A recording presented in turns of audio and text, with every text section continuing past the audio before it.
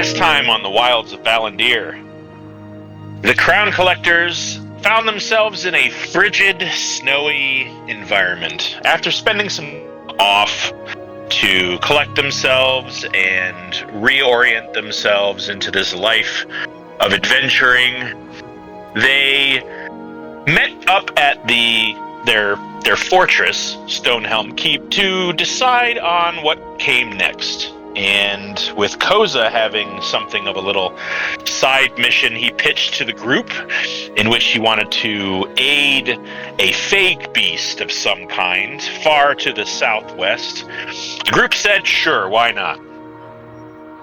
And set off into the wilds, where, after a few days of hiking, you found yourselves in the midst of the woods southwest of Dane. And there was some kind of creature of the woods that was some kind of deer, a nimstag that Baranor searched for and found was hobbled by an axe that belonged to another group of adventurers. The Ragnarokers presented themselves, a couple of members you have all had some minor bit of dealings with during the Ellington Classic. But just as you all were kind of negotiating who injured the deer and for what purpose, you were beset upon by enormous frost salamanders buried in the snow beneath you. It was an epic battle of crazy proportions, and you all were able to slay the creatures, harvest some of their salamander meat, and bid the Ragnarokers adieu as you did a little trading with them, definitely swapped some war stories, and made your way further into the forest on your journey. Wasn't too long. We had a long after rest, that. correct? Oh, yes. Okay. Yeah, you woke up in the morning, said goodbye to the Ragnarokers, and immediately fell face first into a giant, bovine-like hoof print. Yes. And that is where we are going to pick up from there. Axton finds himself knee-deep in snow at the bottom of this hoof print, and you're all standing around him. What would you like to do? Would Baranor have any idea what kind of creature that made this? Well, it definitely looks like some kind of bovine creature. The proportions, aside from its immense size, are a little strange. Like, it's got a little bit longer of a toe horn, but it's definitely a cloven-hooved ungulate creature. But you personally haven't seen anything large enough to make this print. As I have no idea what this could be. Well, luckily I do. Okay. Is this your mystery thing? It seems to be. Its size would only fit what I've been seeing in my dreams. Any other clues around to assess the state of the creature, like any blood stains to show that it may be wounded or damage to any nearby debris to kind of give a sense on how tall it is or what? Yeah, well, trees, bedside. Your passive perceptions are all keen enough to see that directly above this hoof print, as you kind of look up, you see that all the trees within 2-3 feet of the footprint have been squashed flat. Almost like, the hoof is not the only part of this beast that comes in contact with the ground that near it. Maybe it's got like a curtain of fur around it of some kind that, because you do see stray hairs of fur around this footprint, but only if you really kind of, hunch down and look for it. As far as the state of its health, I'm going to need a medicine check from anybody that wants to know that, or a perception check if you just want to give a nice kind of general inspection of the area around this print. I got a 14. 14? For me. 15 of For perception, 14 of medicine. Not so great on the perception check, but you'd have a high perception. So the medicine check, it's hard to tell from the hoof print if there's any cracking in the hoof that made it. You don't see any blood really anywhere in this area. And what you do see is because I believe that Find the Path spell is faded, but Valandiir, I think you committed that Lord of the Forest to memory, so you kind of know where that direction is. As you look in that direction, you can clearly see that there is. It's kind of hard to describe. That's my job as DM. You notice the trees that lead away from the hoof print in like a straight line. They gradually, like they're smashed, but they gradually get taller, and it's almost as if a giant foot is like raising as it steps forward, and its path of destruction reflects that elevation change in the foot as it's being dragged across the forest. And you can tell that, through the trees, you can see another hoof print about 30, 40 feet, diagonally in front of this other one. You kind of gauge a direction that this creature was perhaps heading based on those observations of the forest. Branches tumble to the ground. There's nothing settling, so you don't feel like this happened super recently, especially since the hoof print has a layer of snow in it that's beyond what was smashed down. Well, at least now we have a trail to follow. Koza, what are we expecting with this creature? Like, is the creature in danger? Are we just going to go talk to it? Well, I'm not. What's the expectation here? I'm looking to just find it and try to bring it back to the Feywild, which, now that I think about it, I don't remember us discussing how we're going to get it there. Right, okay, so this is a lost Feywild creature? Yes. And we're returning it? Yes. And how powerful do we think this thing is? It's not not hostile, if that's what you're wondering. Let me rephrase. How much is this thing going to resist us trying to bring it back to the Feywild? Not much, because it seems to be looking for something that it will never find here. It needs to be brought back to the Feywild, which is, its goal and our goal. So I don't imagine it will resist us much. Okay. Find something never found here. What you mean, like honest rulers? Reasonable rates on hotel rooms? What? Was that a burn on the Empire? Yep. Now, you just pointed out that we don't know how we're going to get this back to the Feywild. Well, I have some ideas, but I don't know how well they will work.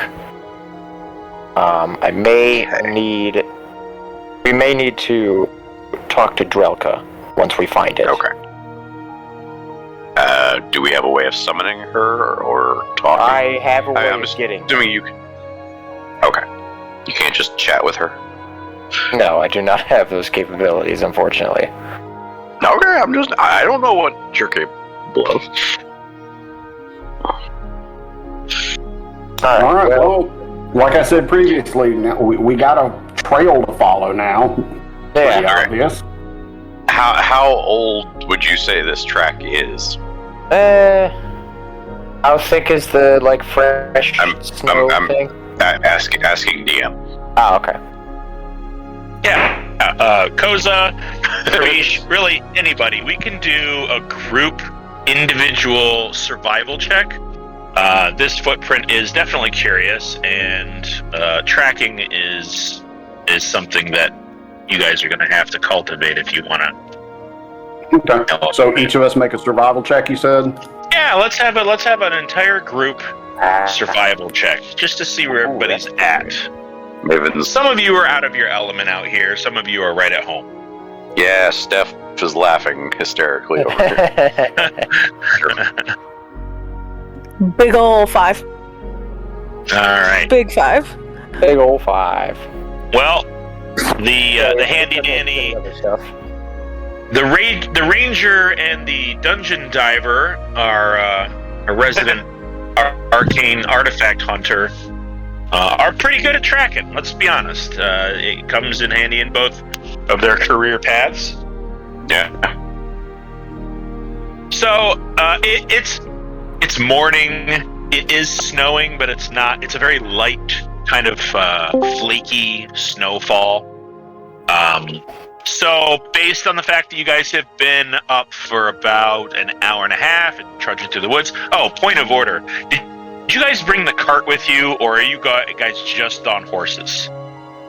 Forgot to ask. I would assume we brought it since we don't know how long we're going to be out, so I'm sure we use that to haul supplies and such. Not sure exactly how many horses we have to people. Well, I will say, everybody has a horse, and there's 2 on the cart. And, okay. you know, it's not important to me whose horses are on the cart. There's Barry. Hey, dude. What's up? What's up? Hello. The cart, I'm going to say, and this is just a trivial bit of retroactive stuff, but the cart has trouble just taking off in the middle of the woods with no trail. You guys are not following a trail. You're literally striking out in the forest. When you come upon a particularly dense part of the woods, you have to redirect around it. So that would probably explain, how long this journey is taking you to get through. But, so with the cart and the pace at which you are going, the age of this hoofprint and the snowfall you've had to endure, you get the sense it's probably about based on the fact that it seems like it snowed like this all night, it's probably about maybe a day away from being left. It's fresh by about a day. Plus the fact that based on how it was snowing pretty hard before, that something left an imprint because this is sort of the first big snowfall of the year. And the fact that it left a hoofprint like this and wasn't just completely covered up, that it walked through here after the first snowfall. So. Right. Okay. Does the direction of travel of the hoofprint and path of the creature match the direction that Koza gave me the night prior? It seems to be in the general direction, although this hoofprint is, if you were to kind of, take the alignment of its hoof and point an arrow in the snow, it would be slightly to the right. Right, but I'm saying like the path that's been made, the path of desire that's been made by this creature, is in the general direction, at least, of where it was given. Yeah, I would say so. Okay. Well, it seems like this is definitely the creature we're looking. What we do with it once we find it is another matter. I guess we'll cross that bridge when we get to it. Koza? Yes, we will. Okay. Sorry, I had my jump off that bridge when we get to it. I had my little headphone mic muted. What's this headphone mic you speak of? This is another thing from the Feywild. The Feywild thing? Okay. Alright. Well, if you guys are keen on continuing... Yes. I'm just going to need I'm going to need a survival check from somebody and a perception check from somebody, and if you guys want to help each other out, that's fine with me. We don't need to worry about a marching order because you guys are kind of all on the alert as far as keeping an eye on things, and that doesn't require a straight line. Who's got the best survival? I have a 9. He would have me beat at a 7. Yeah, so I've he got can a do 6. survival. He can do survival. I can do perception. Does And I'll someone help help you with you. survival? Huh? I'll help No, with you know the what I'm saying? perception check. Somebody can help you with survival. Someone that can help me with perception. Yeah, I'll help you with the perception. Koza, if I'll you help can with survival. Okay, I cast guidance. Oh yes, guidance on Alright. myself as well. Yeah, And a 4. 26 total for survival. 29 perception. Okay. Oh. Boom. All right. That's pretty good. The mysteries Even of the with heaven. the, Don't say boom. well, at first I saw a red 1, and then I looked up where it was. Oh, okay. And at first I was like, ooh. Oh, that's Yeah. not so bad. Yeah. 29. So our total, it looks like 29 for you, and 26. okay. Axe to roll really high on that one. Yeah, you're both rolling really, really good. Really good. Okay. So, like I said, this trail that you're following is very I wouldn't say it's sporadic, but it's not a straight line. You're noticing that these hoof prints are falling with some regularity, so you're getting a sense for its stride. You can definitely tell the difference between hind legs and front legs. It seems like the hind legs, like any bison-like creature. And at this point, you guys, in your talks with Koza over this thing, you get the sense it's like a big bison-like creature. So its back legs seem a little shorter, so its stride in the rear is a little shorter. So you're able to kind of follow these footprints as they traverse the snow, smashing the woods down, the forest down as it goes. So the first part of this day, the snow begins to fall a little heavier, and there are fewer and fewer clearings that seem traversable for your cart. So I will need an animal handling check for whoever you guys want to decide is on the cart. Just because these horses are having trouble pulling this cart through the woods, you're also kind of maybe considering hitching a couple more horses and riding in the cart just to give it a little more strength to pull through the woods. Have to imagine too much that it's not easy to pull a cart through, wild forest territory. I'll be on the cart. I'll drive it. If somebody can help me, or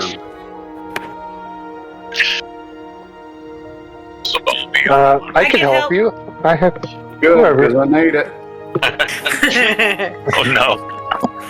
Oh no. There. That's better. 18. That's much better. Yeah. So yeah, wagon wheel gets stuck on a downed log. You gotta pull the cart along over it. Nothing breaks on the cart, thank God. But your supplies are intact. Those of you who are up on the cart, your faces kind of catch a couple of pine branches to the face as you move through particularly dense portions of the woods. But you do come to a relatively clean clearing as the day starts to drag on and the gray skies grow black. It grows cold. And something in the air smells, I don't know, almost minty. You finally find yourself at an empty area, and it's been a day. You've been traveling all day, and especially those that have been navigating your animals around this wild forest, you're growing tired. All right. So I guess we found a place that's good enough to make camp. Certainly seems like that. Because we're not going to run into Paul Bunyan on this trek, are we?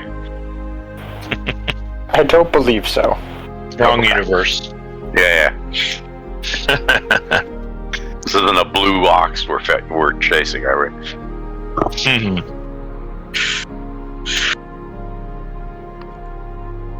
All right, so we'll get our supplies off the wagon and pitch our tents and make camp. All right. The forest is kind of dotted with evergreen trees, but for the most part, these trees have lost their foliage for the season. So the ground is not quite frozen. It's a little early in the wintry season for that, but the fact that there's such a thick snowfall now, nothing terrible like knee-high or anything like that, but it denotes an early winter precipitation than most of you woodland-faring do. And there's campfire wood aplenty around you. Setting up an area for the night is as uneventful as you would hope out here in the wilderness, in the middle of nowhere. So I just need to know who's standing watch, if there's anything you guys would like to do or prepare before the night is over. I will take first watch. Okay. I just need three brave souls. I'll take a watch as well. I'll take a watch. All right. I'll just take perception from all three of you. I must set up a hunting trap nearby. Okay. Hunting trap. Do you have any kind of proficiency for that? I don't know if there is a proficiency for that. I could charge you a survival check, but if you've got a trap that you purchased, or if you're just like lashing a branch into a loop, kind of a thing. I mean, I've had a hunting trap in my inventory for the longest time, but but I can make one. Let's do that. I will make a hunting trap out of like rope, twigs type. Like use the environment. Trap? Yeah, a snare trap. Okay, that'll be a survival check. Alrighty, for sure. All right. I'm going to guidance myself on that. I do as well for my perception later. Okay. Survival. 17, 19, 25. Okay. Oh. Everybody had a pretty good watch all night. 27. Wow. Okay. So how far away do you think you would set this up? Maybe 50 to 100 yards away, like into the woods, away from camp, right? Yeah. At least. Okay. So as you kind of take off, and I'm assuming Luna's with you. Of course.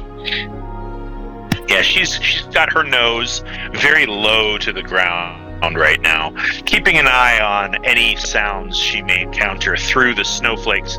Snowflakes can be quite distracting when it comes to having very acute hearing.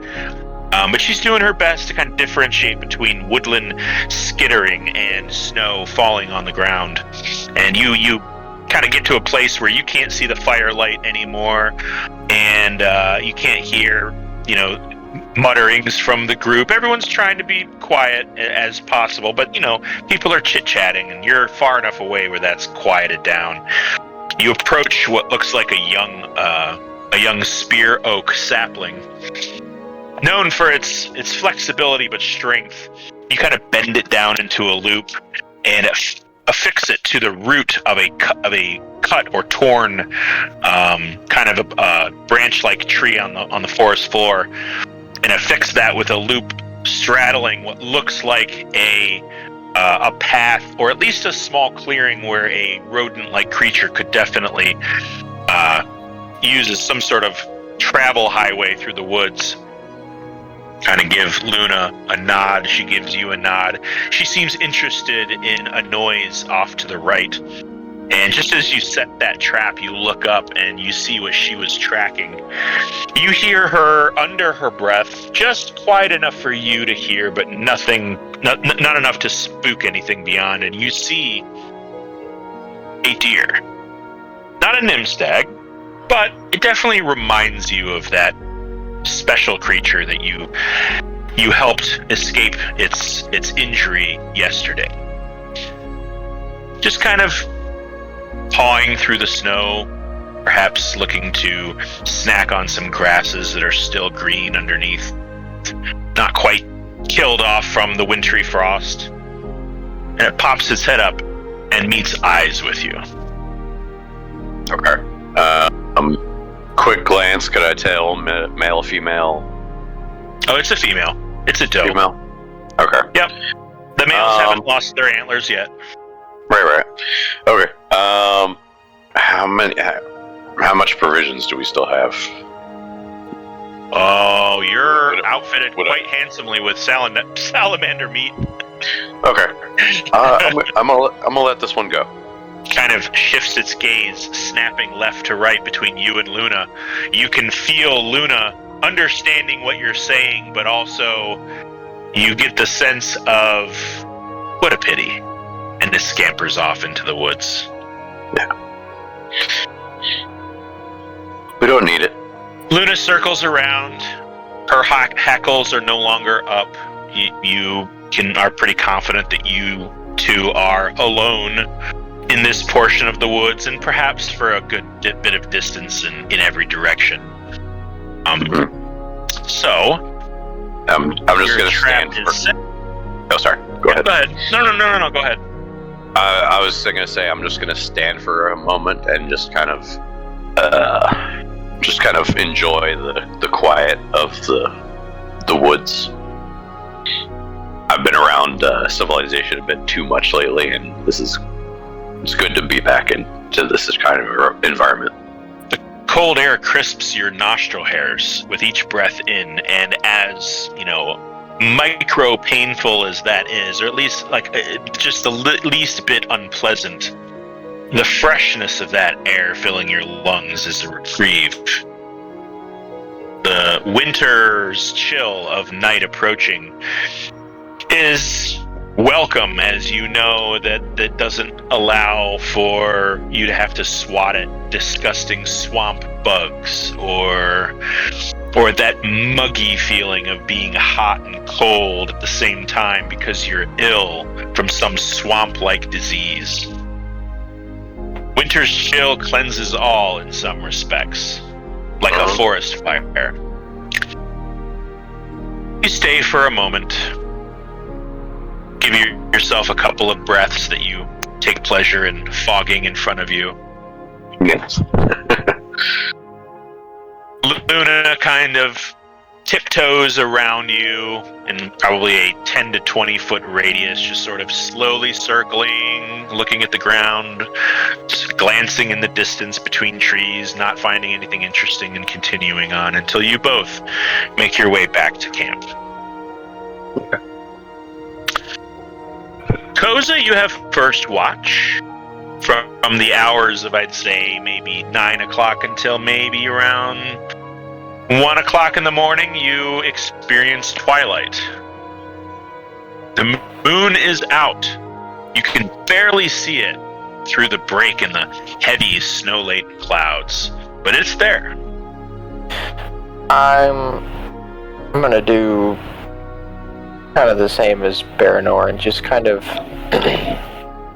enjoy the quiet of the snowy forest and maybe try to commune with the Moonweaver a little bit. Yes.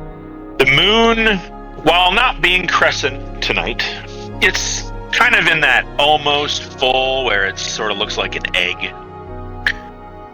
And the stars that you can see surrounding it before the clouds overtake the sky twinkle gently.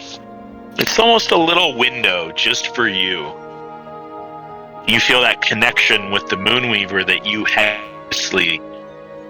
so abruptly severed because of the corruptive nature of the Call to Six at the time.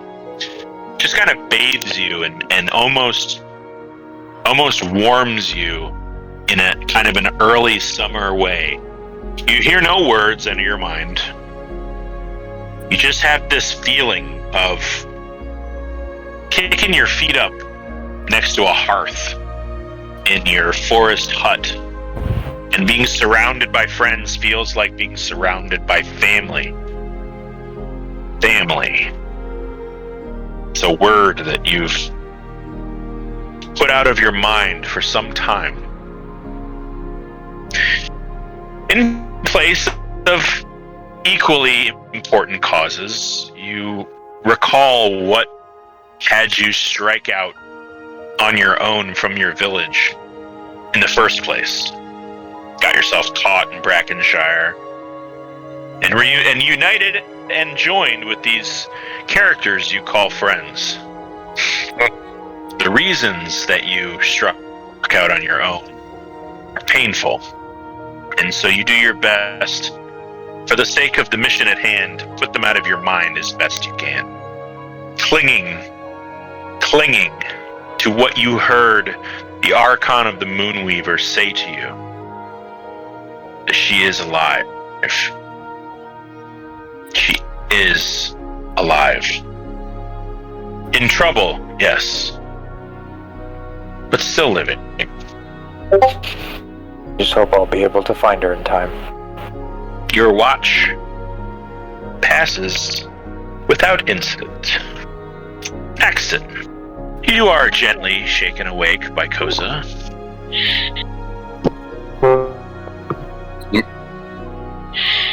It is in the wee hours of the morning.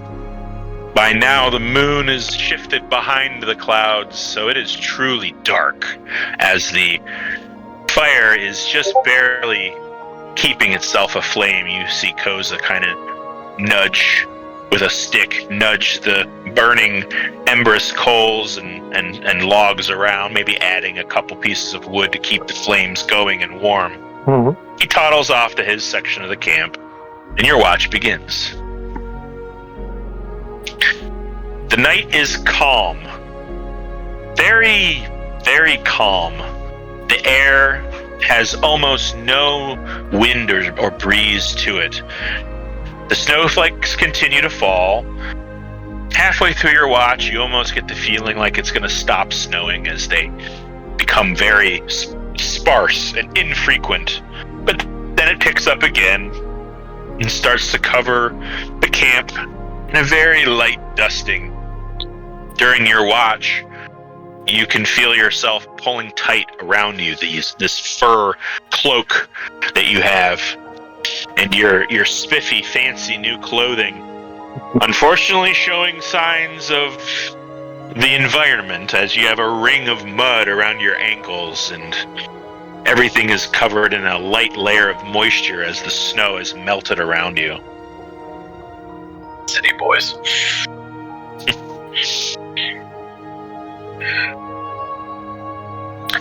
But your watch also goes by without any incident.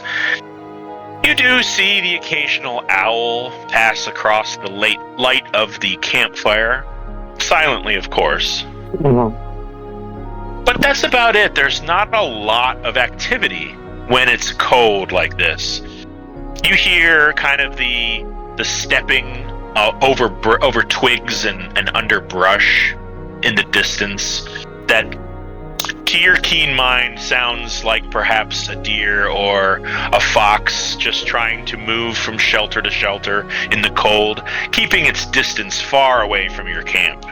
You do find yourself kind of wandering close to the fire just to get a couple seconds of warmth before patrolling around the campsite itself again.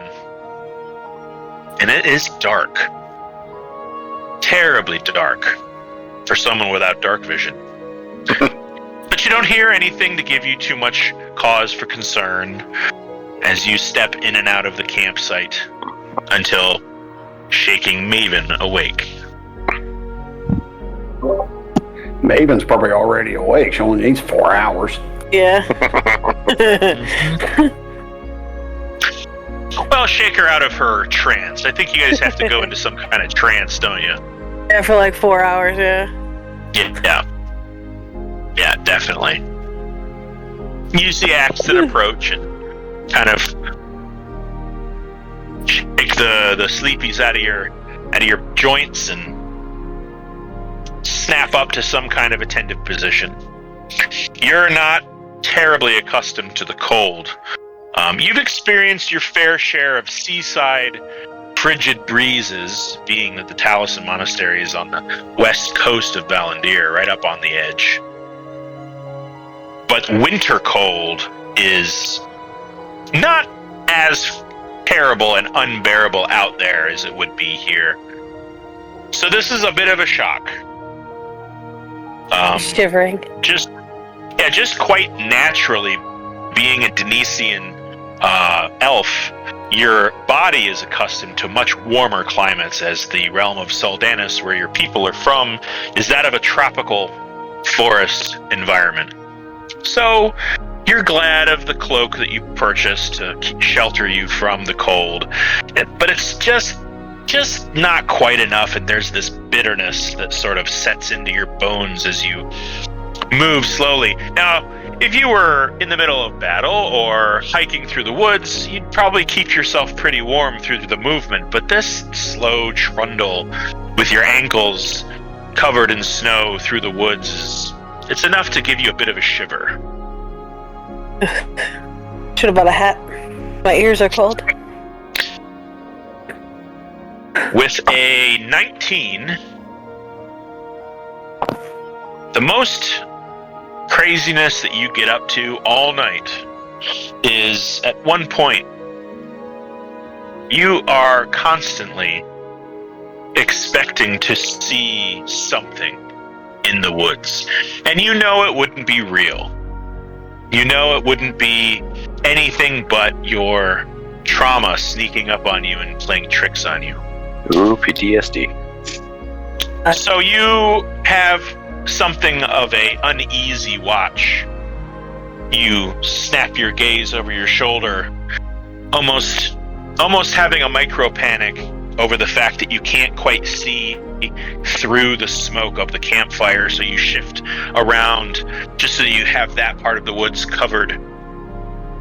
And by the time you kind of get a sense for the peace that is existing in this portion of the woods, kind of kick yourself a little for being so paranoid. It doesn't stop your paranoia. It just makes you feel a little foolish for it. It's not long after that you see a ribbon of light just slowly start to emerge from between the trees in the distance. Get the feeling like you guys are actually sort of on a flat portion, but this whole area is slowly going downhill. So the light is emerging from the horizon a little clearer here. That ribbon of pink blossoms to an orange with a yellow center slowly starts to spread under the overcast clouds above you. So you see that pink light race across the sky above you. And then the sun does rise into the clouds. And the whole sky is a light gray again.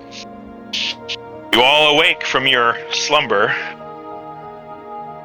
and you notice something.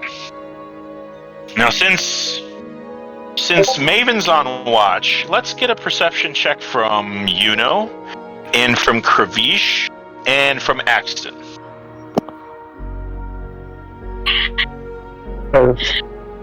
Guidance!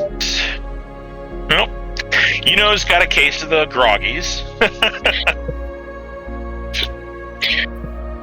32. But Ashton can see into the future.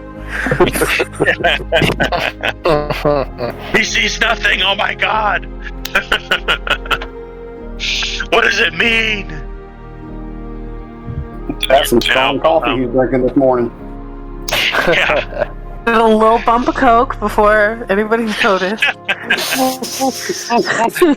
Bird style. It's called skiing or whatever. Death wish I song. know a guy. Know a guy who knows a guy.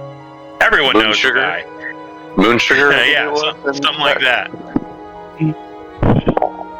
Axton Kukuma, that and Kravish, what you two notice as you're,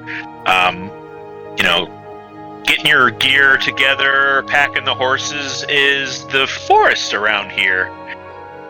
No, it just looks kind of different than it had all day yesterday.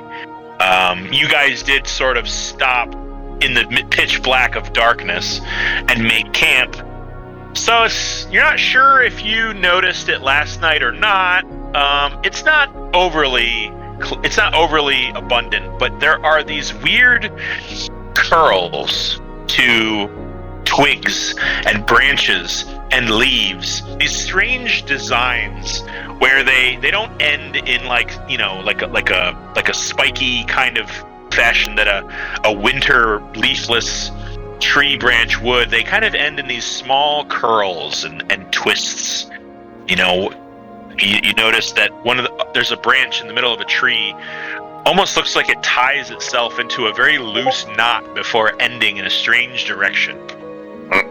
There are, on some bushes, very small emerging buds of a plant that you don't recognize, like small blue berries starting to bud from these branches, and just in a way that you're not used to. Okay, this is a little odd. Anybody else seeing this? Not just me? I'm guessing I'm seeing it. Maybe. Yeah, I mean, if somebody points it out, everybody starts to notice it. Yuno has no clue. He's getting his coffee. Yeah. Produce coffee. And it seems to be everywhere. You notice that one of those giant footprints is nearby, maybe 30, 40 yards away. Doesn't seem to be more concentrated near the hoof print. This whole area just seems to be like this. Well, in any case, we seem to be getting closer. Koza, do you know anything about this? I don't know anything about why it could be doing this. Maybe it set up a temporary roost here and it's leaving residual Fey energy, but beyond that, it's just a guess. Is this how plants look like in the Feywild? More or less. Okay. That in and of itself is disturbing. And I will say that, provided you guys are ready to go and have begun your continued following of this trail, you notice that there's a couple of times in your journey that this trail has sort of gone in a big, wide circle. You do come across a rather abrupt and violent clearing of the woods. It's about maybe 40, 50 feet by 60 feet, where the trees have been cut in very jagged. Nobody cut these down with an axe or a saw. It's almost like these trees were ripped from their trunks. And you find something else maybe a quarter a mile away from that. It's about 40 feet wide. It's a mound, shall we say. Okay. And you can all smell it before you see it. Big pile of meta muffins. I stand behind my previous statement. Koza, you clean up after it. Yeah, it's a 30 to 40 foot wide, maybe 25 foot tall, still steaming pile of fecal matter. Well, at least we know it's close. Is it still steaming? Yeah, I mean, I'm not going to make you roll nature on this, but you get the feeling that the bigger a pile of poop is, the longer it takes for the heat to dissipate. So you get the feeling it's not fresh. Yeah. I mean, something this big, you may be a couple hours behind it, maybe half a day. It has since stopped its snowfall, so it's no longer obstructing the hoof prints that you've been following. I was not expecting to see it. On a cold Monday morning. I was not expecting to see a pile. Look, he's a herbivore. Gotta poop eventually. Right, but okay. Yeah, never mind. Were you expecting chips? No, like it's. I'll say this: it's quite clumpy. Yeah, I was expecting more deer scat than a pile. Wouldn't it be great? Wouldn't it be great if it was like little deer pellets, but they were the same size as real deer pellets? So just a huge, even pyramid of like coffee bean sized poop. Or even worse, they're the size of like cannonballs. Yep. Judging by I know what about like deer and such, could I tell what the rooting of the trees is? That a behavior that I would know? Well, I'll say this: you do see several what look like half-digested tree branches and limbs within the feces.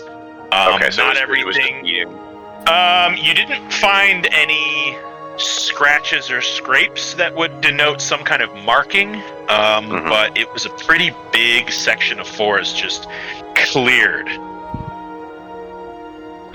Okay. I mean, thing's got an appetite. At least it doesn't look like it's going to be aiming for us. Thank God.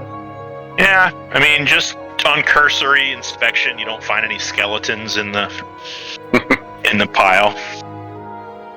You do see several animals that are, squirrels, raccoons. There are a few, not a lot, that look like they're rummaging through it and kind of picking things that have been either not digested or maybe softened enough where they would find it sort of succulent, and you do see them munching on things. I mean, Forest has a way of recycling it. Yeah, exactly. Yeah. Forest has a way of recycling everything.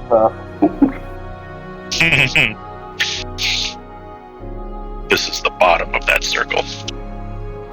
Get it? Bottom. Yeah, oh yeah. Yarp, narp, narp, narp. I'm trying to find an image, but I can't find it. Alright, okay, so we keep going this way. I will take a perception check from somebody out front as you use the giant pile of crap as a landmark and move forward towards the destination. It seems like that place in your mind, Baranor, that you've got memorized is still in most ways in front of you. You do find yourselves deviating left to right from it, but in that general direction, you definitely feel you're on the right track still. Okay, I'll keep an eye on the direction if Axton wants to take lead. Yeah, sure, I can take a lead. I can take a look around. I will help you. Cool. And guidance. And you guidance, yeah.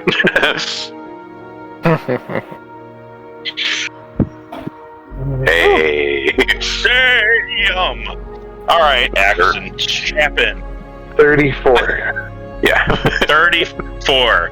Okay, now you really do see in the future. God, you rolled a 19? Wow. You can hear colors. All right, Axon, I will say this. You definitely notice a change in the foliage of the forest. There is a tree that you guys are passing by that looks like it grows up and then bends over and goes straight down. That's very odd. All of its pine needles have a gradual curl and twist to them. You pass by a tree that is devoid of leaves, but the entire tree twists at the trunk, reaching towards the sky.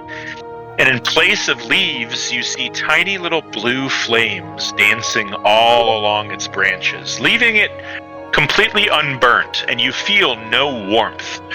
This tree is about 30 feet deeper into the forest.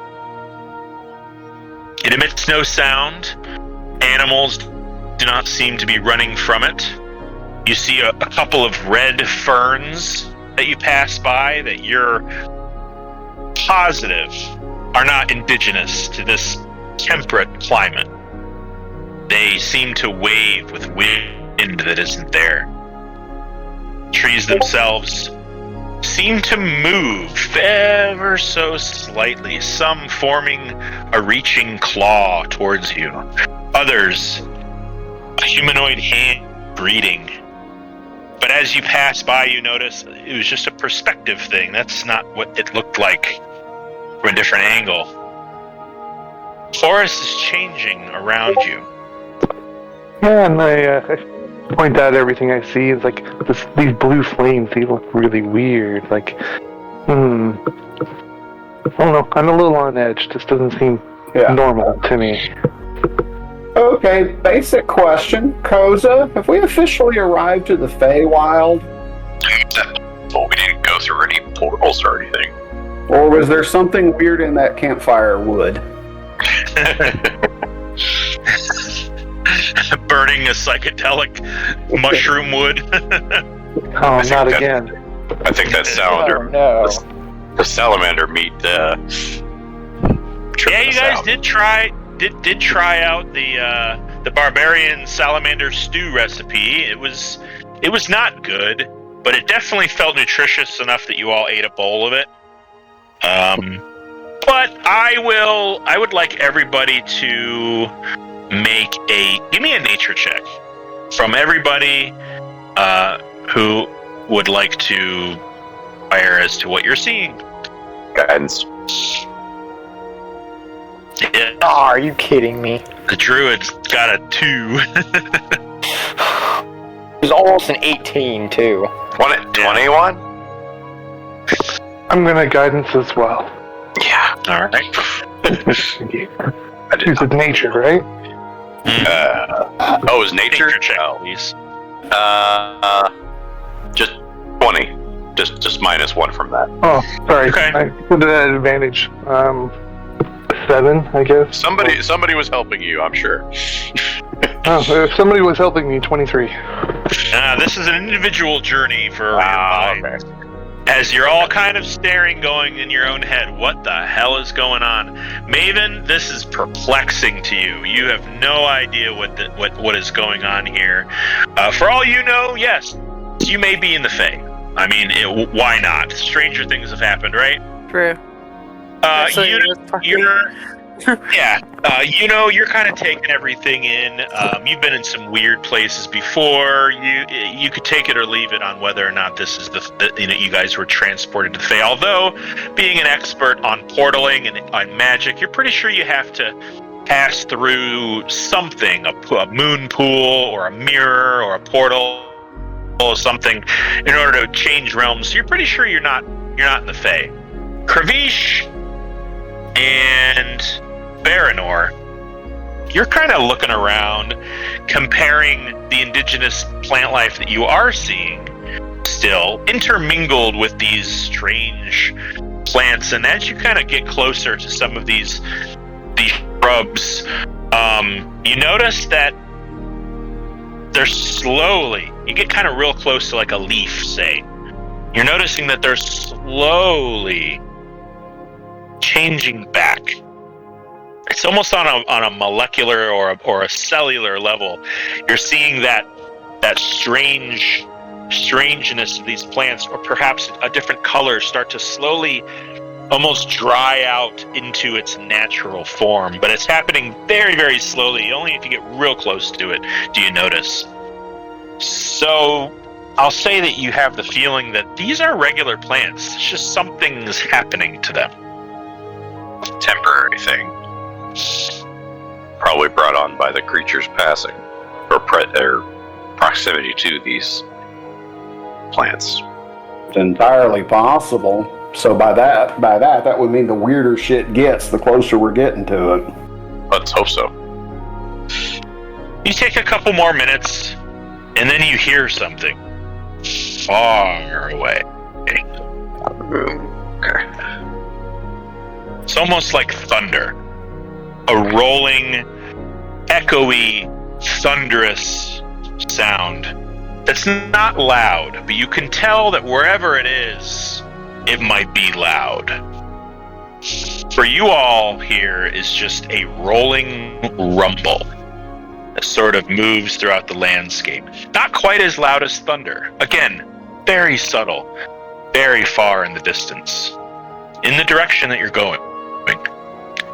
And as you kind of hunch and listen and hush everybody so that you can all hear it, you notice that it's very slowly rhythmic.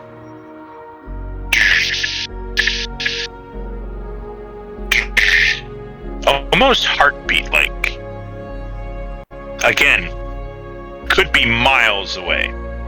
The unevenness of the topography doesn't exactly offer a perfect reverberation and echo, but you get the feeling that whatever this is, it's loud and big wherever it is. What do you do? We're finding whatever this thing is. So, Yeah, is there Koza? any way to tell which direction it's coming from? Yeah. I mean, it's coming from the direction that you're going. Not too difficult to discern that, especially with the fact that everyone can hear it. Hey, Koza, did you happen to get like a big freaking space buffalo call or something like that from Strelka? Unfortunately, I didn't. Well, shit. So, we just go on and just follow this? I mean, at least Also we're good. relatively close by. I mean, this has to be the thing we're searching for. There can't be two supersized things in these woods, right? No. Right? Right? I don't know. I'm sorry, the correct answer is no, of course not. Yeah. It's all a red herring. I was hiding Godzilla out here for you. Like something that from a nature point of view, something like this usually has a predator.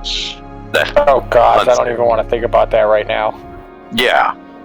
Well, I would say definitely Baranor knows the flora and fauna of this area. You guys aren't too far away from the Jasper Wood where he's from.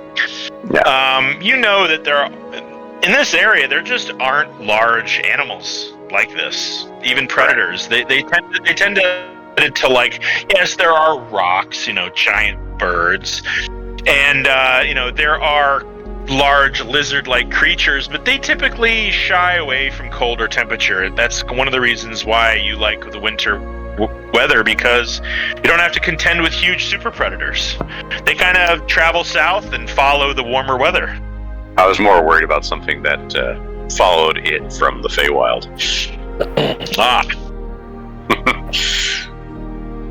Well, you don't see anything. Yeah. Not from where you're at. There. Well, if everyone's good with it, we should keep going. We're almost caught up to this thing, whatever it is. I'm good. You do notice that after. Oh, go ahead. I was just saying, I'm good to keep trucking on. Okay. Yeah, after about an hour or two, you notice that those sounds, because it's kind of hard to tell if you're catching up to it or if it's trailing you and it's getting further away. But after about an hour, hour and a half, you know, I don't know if you guys have ever heard like a rhythmic sound over and over again, but pretty soon, it doesn't take long for that to start to fade where you get used to it. You're not really hearing it anymore, even though it's happening. That's kind of what you guys are experiencing until suddenly a few of you sort of snap out of that and realize, oh, I don't hear it anymore, actually. It's stopped after about an hour, hour and a half. Raggy. Okay, and you can't really pin it down to like, oh, it just stopped, or maybe it stopped 20 minutes ago and I wasn't paying attention. You just kind of come into the realization that that's not happening anymore. Uh-oh. And you can see yourselves descending into what looks like a valley of these. You guys know what a glen is? It's kind of like a field of small, sharp hills. As the rockiness of this terrain starts to really become prevalent, there's all these kind of almost not plateaus, but just these sharp, almost like a valley of turtle shells all over the place. And navigating between them is a little challenging for your horses, especially the cart. So at this point I'm going to need an animal handling check for whoever's on the cart, and let me get a good survival check from everybody as we're trying to navigate this new terrain of these weird hills that sort of dot the landscape, and everything is still covered in forest trees. 21 on the animal handling. Okay, that's pretty good. You are able to successfully navigate the cart around these glens. Right. 23 for survival. Yeah, you and your horse are a well-oiled machine, and you're able to navigate this terrain with ease with your horse. All doing checks, or? Yep. Everybody's on a horse. Okay, gotcha. Well, I guess whoever's next to Kravish doesn't have to. Who's that, Maven? Oh, I didn't guess myself. 23. Okay. 20, animal handling. No, I got a survival of 25. That's really good. Maven, you're good because you're up on with Kravish. You can share his. That's fine. You guys are both kind of... Koza had a high roll. Yeah. I know, finally. Yeah. Everybody did really well up on their horses. You guys are actually able to sort of get in the rhythm finally. It's only taking you a couple of days to navigate this snow. The snow is a bit deeper here. You're in the valley of these glens, so the snow accumulates. You see little portions of snow here that are quite clear, where you're able to pass through and just kind of take advantage of this terrain. Until you hear kind of a violent rustling behind what looks like a curtain of bramble. Just ahead of you, maybe 20, 30 feet, you hear a rustling sound. Okie dokie, here we go. It sounds localized, maybe within a 5-foot cube of space. But it's not like... As you're approaching, and you guys are making noise, let's be fair, there's 6 of you in a horse cart. They're not skittering away, so it doesn't seem like a foraging woodland creature that would scare off from you. But it is through a thick bramble that you can't really see. Is anyone going to investigate it? It's behind us. Nope, it's directly in front of you. Oh, directly in front. Okay. And it doesn't seem to be trying to be quiet because everybody can kind of hear it at once, even the imperceptible ones. Does it sound big? No, like I said, it whatever it is, it seems to be taking up a space of about 5 foot cubed. Oh, okay, sorry, missed that part. Okay. I'm gonna hop off of my horse. How far away is it? It's about maybe 20, 30 feet away from the lead scout. Alright. And positioning my buckler shield on, I'm going to advance slowly on it. Stealthily. Alright. Give me a good stealth check. Alright. While he's doing this, I'm going to cast Sanctuary on him. Okay. And I'm going to guide myself. Okay. You are under the effect of Sanctuary. You are under the effect of your gap. Oh, nice. Valandiir disappears. 32. Poofs out of existence. No, what you do is you take full advantage of the fact that whatever this thing is, it's not trying to be quiet. And the closer you get, the more you can hear a struggling animal. Small by your standards, but not chipmunk-sized. It's not until you very, very stealthily, sneakily you kind of go under the bramble so you can sort of pop out with a good vantage point from behind shrubs, but still be able to see what this is. And you see that it is a red-tailed fox with its tail stuck in some branches. And it is freaking the fuck out. Okay. So is this going to be kind of like, what is it, oh my god, Red Dead Redemption? If we, follow the foxes, they'll show us treasure? Okay. And it doesn't know I'm there, essentially.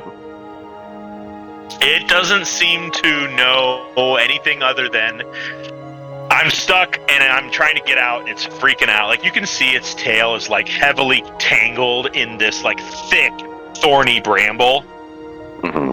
You can see where it struggled, where maybe it popped its way through here and it just got really thick around this thing's tail. Okay. I'm gonna take, which one? One of the Tellarite daggers out and just kind of slice the bramble beyond where the tail is. Okay, go ahead and make an attack. Alright. That one would be this one. 19. 19, alright. And with its damage, go ahead and roll that. It's an auto hit, it's bramble. 8. I guess I should have had you just rolled. It's an auto hit. Okay. Yeah. But, you slice these thick, thorny kind of branches that it looks like it's sort of wrapped around this thing's tail, and you hear the fox kind of yelp, and you hear where you cut, you hear this. Okay. Well, I guess to hit was to make sure that I hit the bramble and not the fox. Yeah. Yeah, you hit the bramble. Okay. And as you do, you see this red fluid start to flow from the bramble that you cut away. The fox skitters away instantly, and you see this entire bramble bush grow in size as these two large stump-like legs unfold. And it rises up about 4 feet above your head, and inside the bramble, you see this twisted trunk-like face form from the branches. It parts, and an eerie shriek emits. And it goes to swipe at you. I need you to go ahead and roll initiative, as you are the only one by it. Oh no! It's going to try and hit you. Okay. That's going to be a natural 19. It has to roll a wisdom saving throw first because they're cast Sanctuary on him. Hey! Alright. Wisdom save first. That's pretty good. That's a 17, but it's -2, so that's a 15. Let me just double check to see what the save is. Yeah, you check. Apparently it's not on my sheet. I'm thinking that's it's going to too be about... bad. Yeah, I think it's going to be a 15. I'm not sure why I didn't calculate it. Natural 19 for a... What's the total for the hit? For a 23. That will hit. Yes.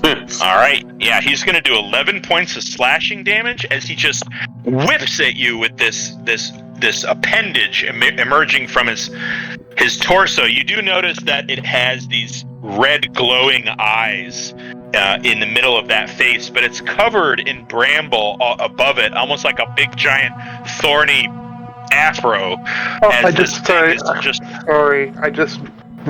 fixed it. The DC save is 17. Okay, well he fails, so what does that do? Means that he has to make an attack against somebody else within range or not be able to attack him. Okay. Alright, well he's going to slap at you anyway. You can negate that damage. And the fact that you're protected, you can feel these thorns kind of rip and race across you, but they don't seem to do any harm, and it seems quite confused. What do you do? Do I know what this creature is? You want to spend your action thinking about it? I want to bonus action disengage. Okay. And just to keep things fun, I'm going to put you on the map, even though we're on the front page. Sure. And I'll put this guy just to give you something to look at. Okay. My initial. Oh.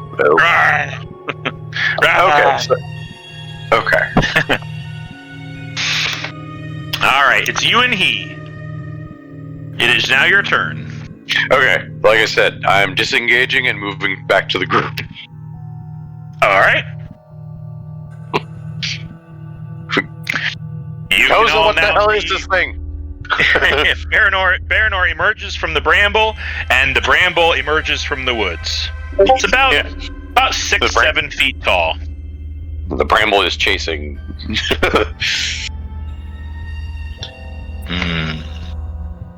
What are we doing, folks? What are we doing? What are we doing? I'm seeing him coming. Go, go, go, go, go, go! the trees are angry. Koza, do you recognize this thing? All right, it's going to attack one of you. You guys are standing around long enough. I don't recognize this. Okay. All right, he's attacking Baranor because you got to the group, and the group is right where it's at. So he's going to hit you again for a 21. That hits. All right. Does that sanctuary just last for an hour, a minute, or is it just one attack against him? I'll take a look to see how long it lasts. 1 second. I'm pretty sure it's until he makes an attack action. Yeah, as long as Baranor hasn't made an attack, he's still covered by Sanctuary. Well, he technically did attack it because he slashed at it with his dagger. That's true. That is true. He did make an attack action. I made him roll it. Oh, you did? That's right. So, yeah, maybe he should have taken the damage before. I'm sorry. Okay, well, that's all right. We'll call it even. Okay. So he's going to slash at you again for only 7 points of slashing damage. Alrighty. I'm throwing All right, up guys. the footy fairies. Okay. All right. And I am turning and drawing the hooked copus. Okay, you can roll damage because he got a 3. And I know you're all wondering why I haven't re-rolled initiative yet. I understand, and I offer no further explanation.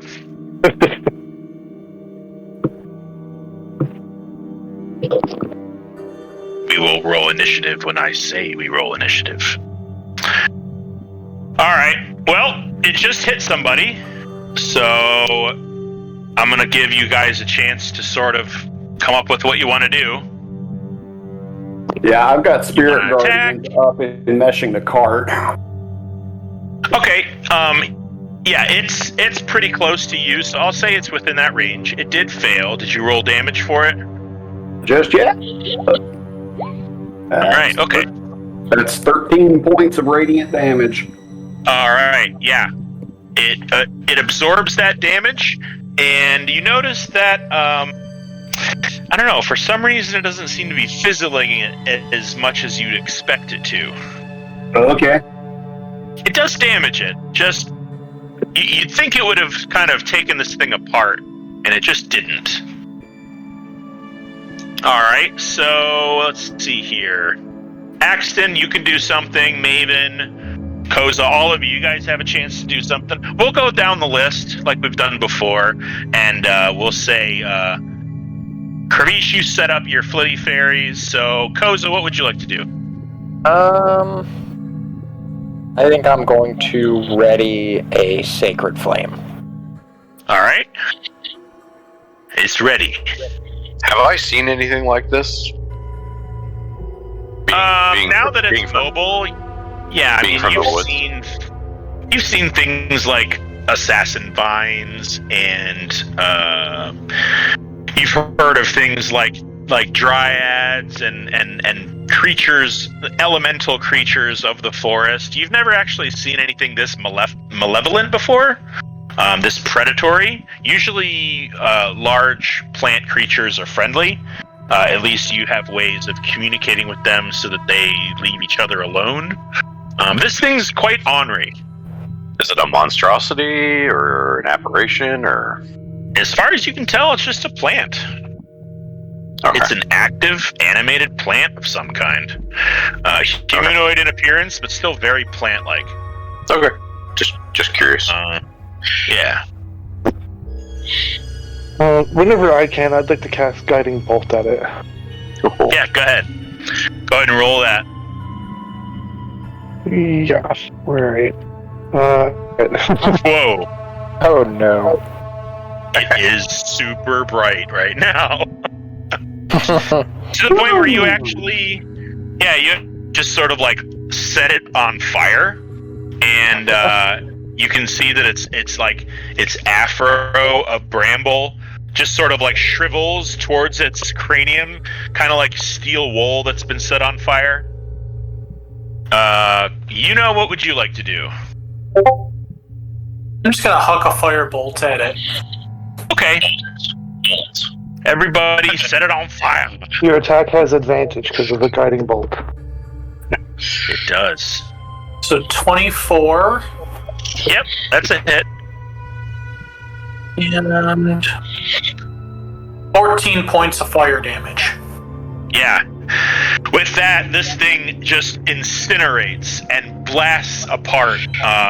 It turns to ash and explodes away from you further into the woods, just raining down little chunks of burning plant material. Its screeching ceases. What the hell was that?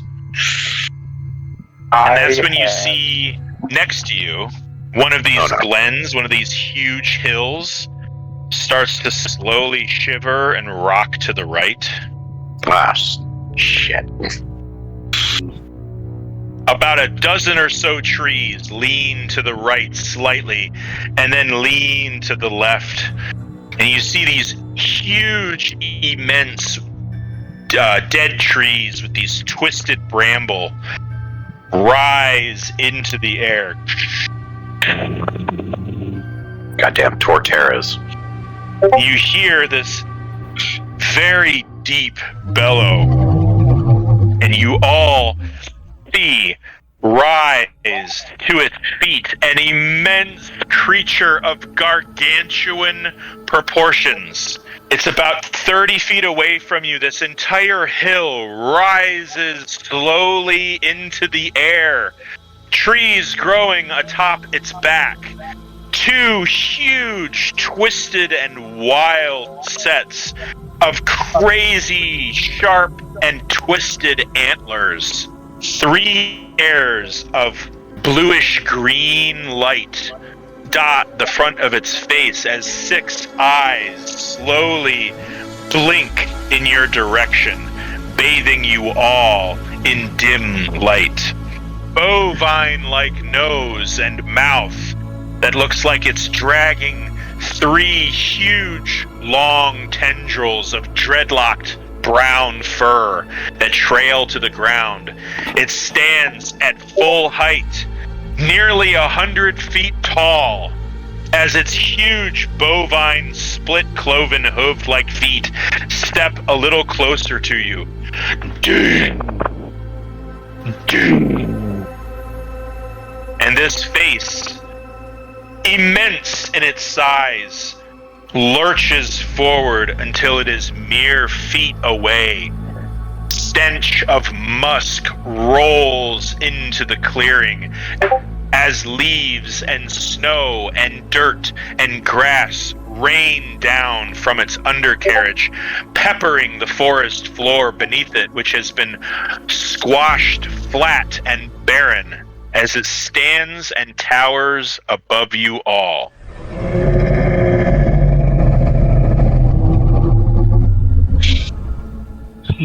I will step forward and,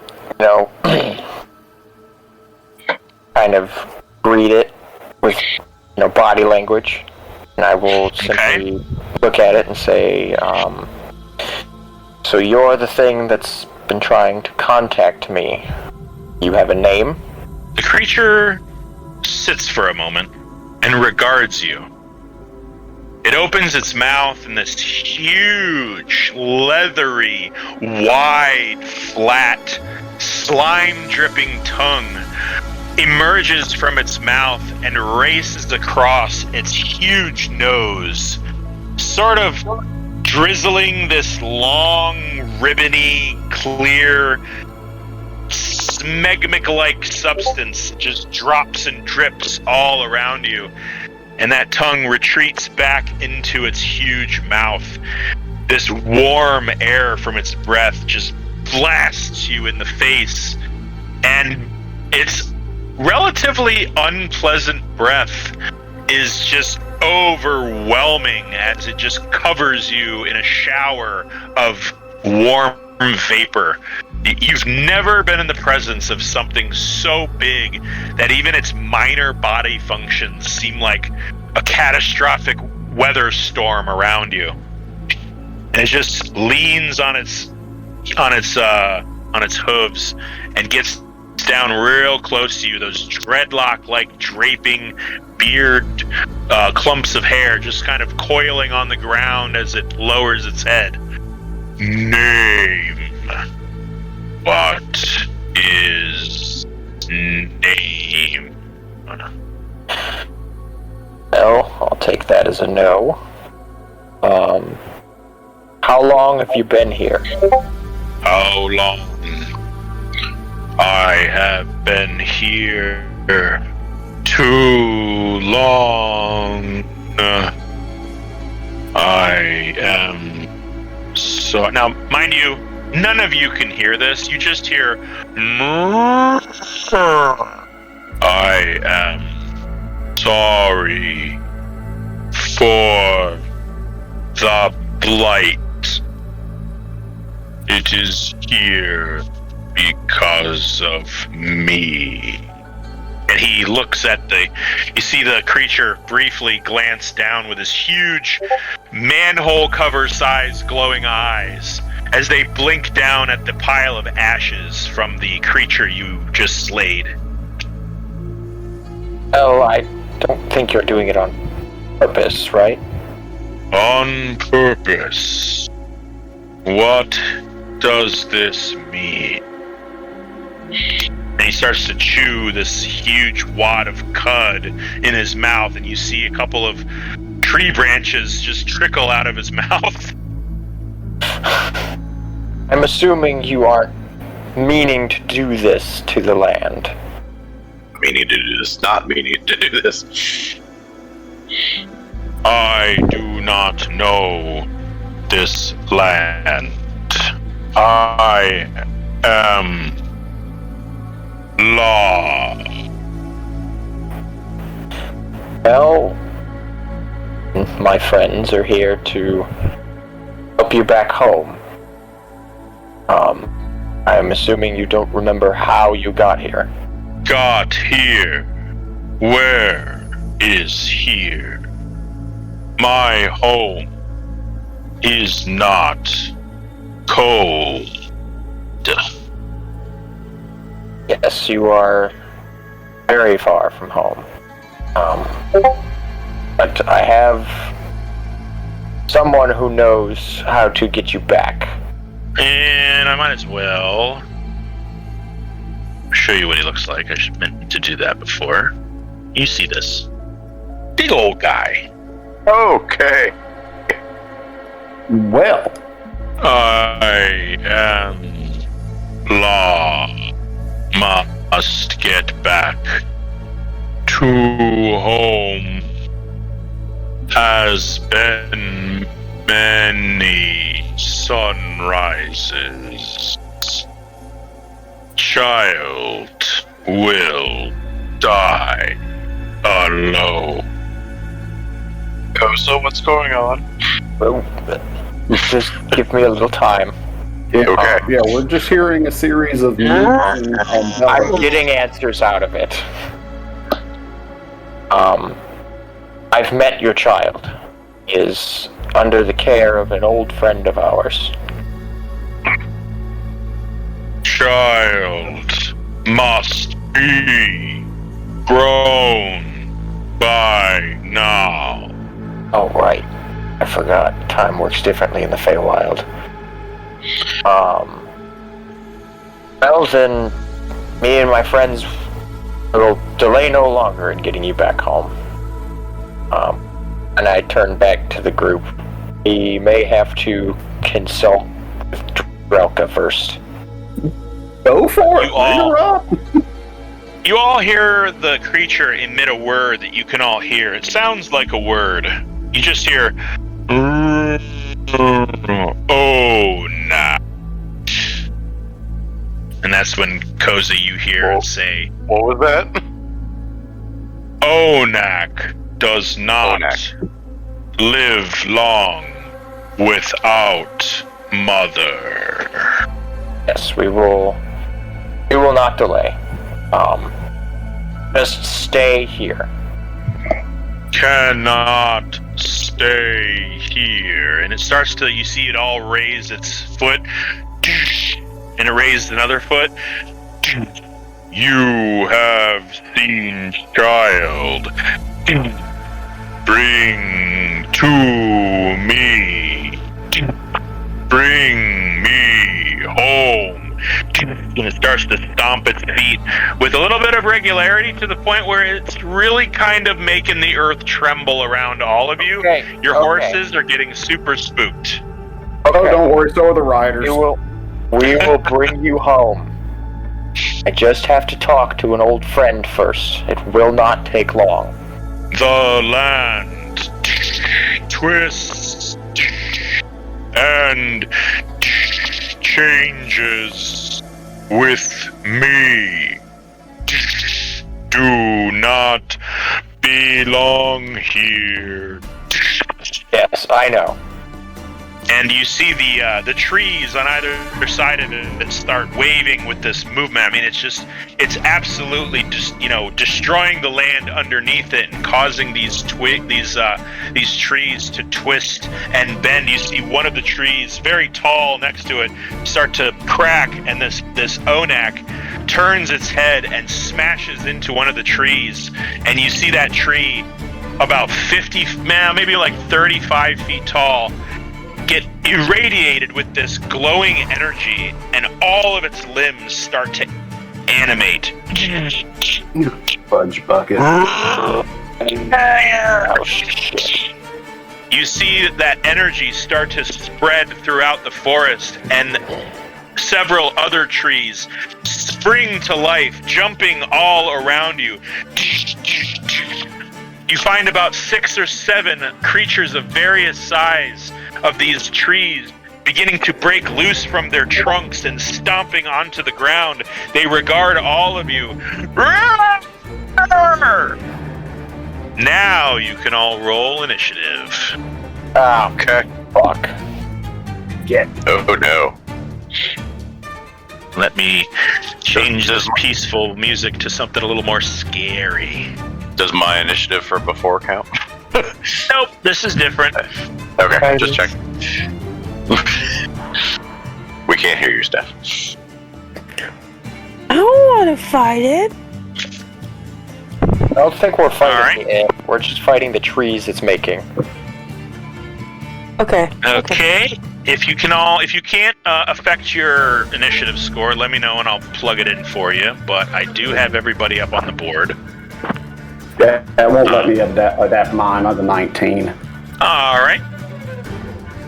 And let's see, Baranor, you're good. Let's do... Ooh, real nice. 19 have for one? the baddies. Do you have Koza, one what set about off you? to the side? Hang on, it wouldn't load, Yeah. so I had to reload my roll 20. Okay. Yeah, I've got...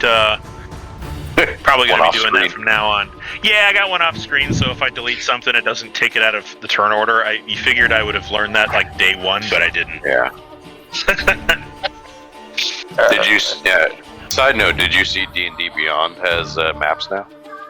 Oh, yeah. Oh boy. I did. But Roll20, I've already got a subscription to Roll20. Roll20 is free. I know. I was just saying they don't have very many maps up there right now. Yeah. And none I to have their a subscription. I have a subscription to a Patreon guy who does really cool maps that if I need something in a pinch, I'll grab that. But most of the time I make my own on Incarnate. Yeah. I was hoping that when they released it, there would be more maps than they have on there right now. Yeah. Alright, that's everybody. Let's descend to this and get started. With the Living Forest. Now, just so everyone knows, you're right here in the middle. I'm going to give everybody 10 feet of free movement if you want to spread out or into some other place. I just put everybody right there, but you guys can move 10 feet in any direction that you want. If you want to clump together or you want to try to spread out some, I'll give everybody 10 feet. Just be aware that the Onak is not considered an obstruction. He is towering above all of you. Right. So you guys can definitely move within his space, I would say, to right about there if you wished. Cannot use him as cover because his legs are too close together. We'll say that. All right. If everybody is ready to go, there are several smaller of these blights. There are blights and treants. The larger creatures are considered treants. The smaller ones are blights. So we're gonna have this guy move right in on Baranor. This one's going to move towards Baranor as well. This treant is gonna move. Actually, the treant right here is gonna stay still. This treant right here, guess what he's super interested in? Is it the horses? He is really interested in these yummy-looking horses that are over here. And he's got a big old nasty sword for a hand, so he's going to stay put. This guy, however, is going to move in towards this clump of chewy-looking humanoids here. And we're going to have a round of attacks. Okay. Oh, wait a minute. I still got my fluty fairies up. Yep, go ahead and put him up. This guy's going to move in here. Now, be warned, this guy and this guy are gargantuan. They are 5 by 5 tiles. Wow. Okay. They are absolutely massive. So These guys are only 3 by 3, so they're considered huge. Okay. And the little guy by 5, or 1 square by 1 square, I should say, 5 feet cubed. All right. So let's start with 12 o'clock. This guy right here, he is going to drive. Yes, he does. And what does a treant have for wisdom? Actually, pretty good. Yeah, that's going to be a natural 19. Okay. Or, excuse me, a dirty 19, rather. He takes half then. Okay. So he takes 4. 4, all right. Yeah, you notice that these fairies don't seem to have much of an effect in the way that it just sort of stepped right through your area of effect without caring at all. So this guy right here is going to make a huge swipe at your cart horses with this slightly glowing spiked tree root it's got for an arm. It's just going to stab right at him. Both are terrible. Oh boy. Maybe it took those flitty fairies a little more personally than it previously would have thought. Believe it or not, it misses the horses. But it does stab into your cart and damages one of the cart wheels. Alright. That's that for that guy. This guy's mobile too. We'll have him, how much much movement do they got? They got only 20 feet. That's not a lot. Can he get to Maven? Yes, he can. Alright, Maven, you're going to take an attack. He's going to move into that territory there, and he's going to have to make a wisdom save. That's a natural 20. So you can roll half for this guy. Or do you want to just use the same damage? We can do that. 6. Okay. That's 3 for him. Doesn't seem to affect him very much either. He's going to make a claw attack. 6 was half. Okay, 6 is half. Got it. Okay. All right. That's a 19 to hit Maven with his claws. That hits. All right. That is going to be 5 points of piercing damage. This one is not poisoned, so don't worry about rolling con. Let's see here. A wonderful change of pace. All right, Baranor, you got 2 attacking you. One is going to be a 16. The other one is very low with a 7. Both miss. Both miss. All right. This huge treant over here is going to stomp over to Yuno, and he is going to.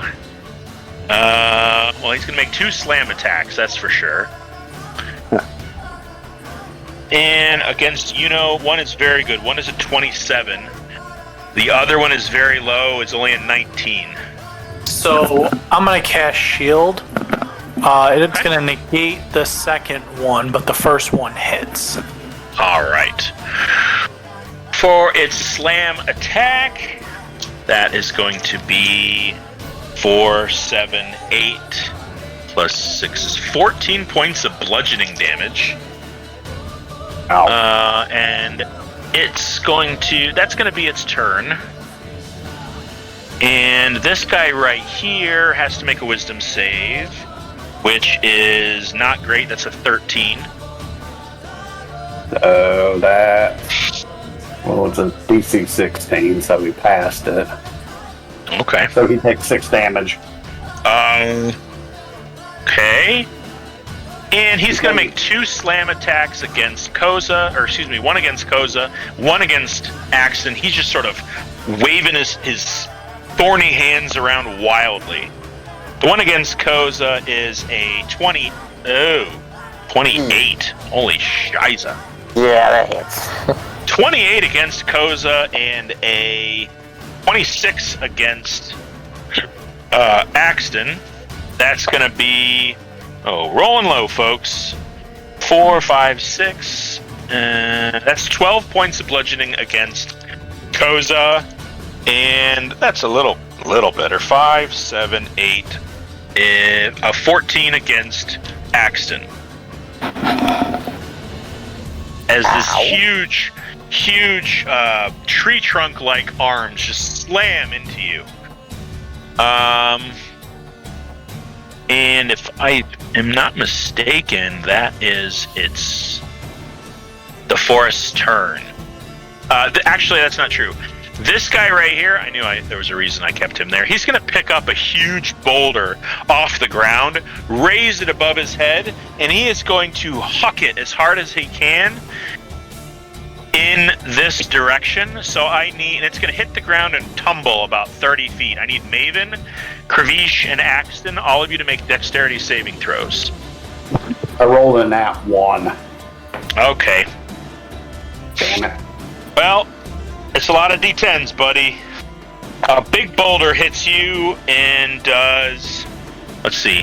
What did other rest of you get? Maybe got a 24. You're good. Axton, 10. Not so great. Axton and Kravish, you take 26 points of bludgeoning damage. Maven, you take none as you flip out of the way, right? Yeah, backflip. You said 26. Yeah, you backflip. 26 points of bludgeoning damage, and you're both knocked prone. Oh, Jesus. I need a concentration check. I did. Okay. 16. That's good. That's plenty. 10 or half damage, whichever is greater. But that is its turn. All right. Kravish, you're next. What would you like to do? All right. as these things descend upon you. Yeah. How far away is the big fella from me? You'll have to get more specific. There are a few big fellas. The smelly big hairy one. The beastie. The Onak, he Yeah. is, let's say, that he is about 40 feet from you. Well, I'm not going to be able to make it this turn. Okay. Well, I am going to use half of my movement to get up. All right. Go ahead and get up. Okay. Is this considered difficult terrain? No, He's probably stomped it down enough. Okay. not really. It's not that deep. Okay. So I'm going to use the remaining 15 feet. Try to move a little closer to him. Okay.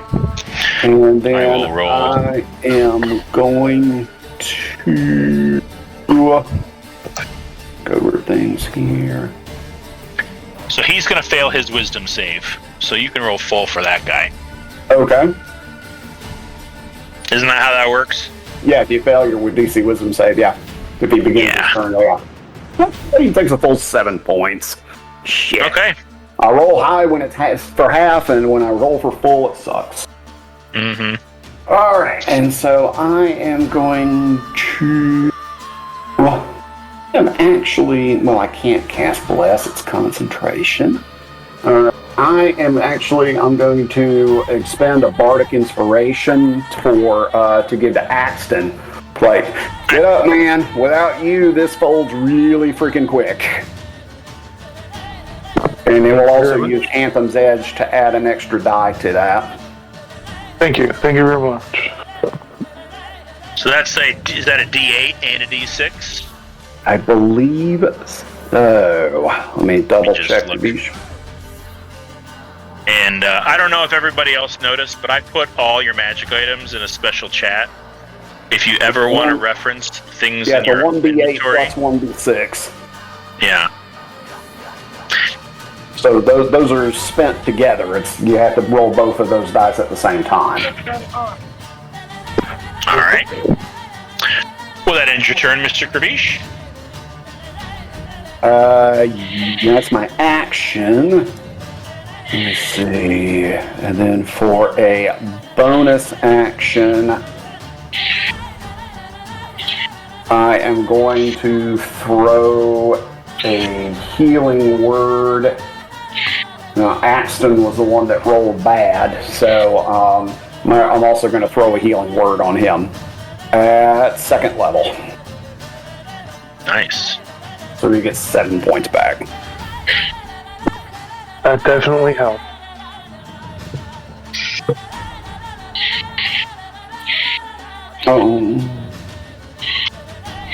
Does somebody have the sniffles? Is that what I hear?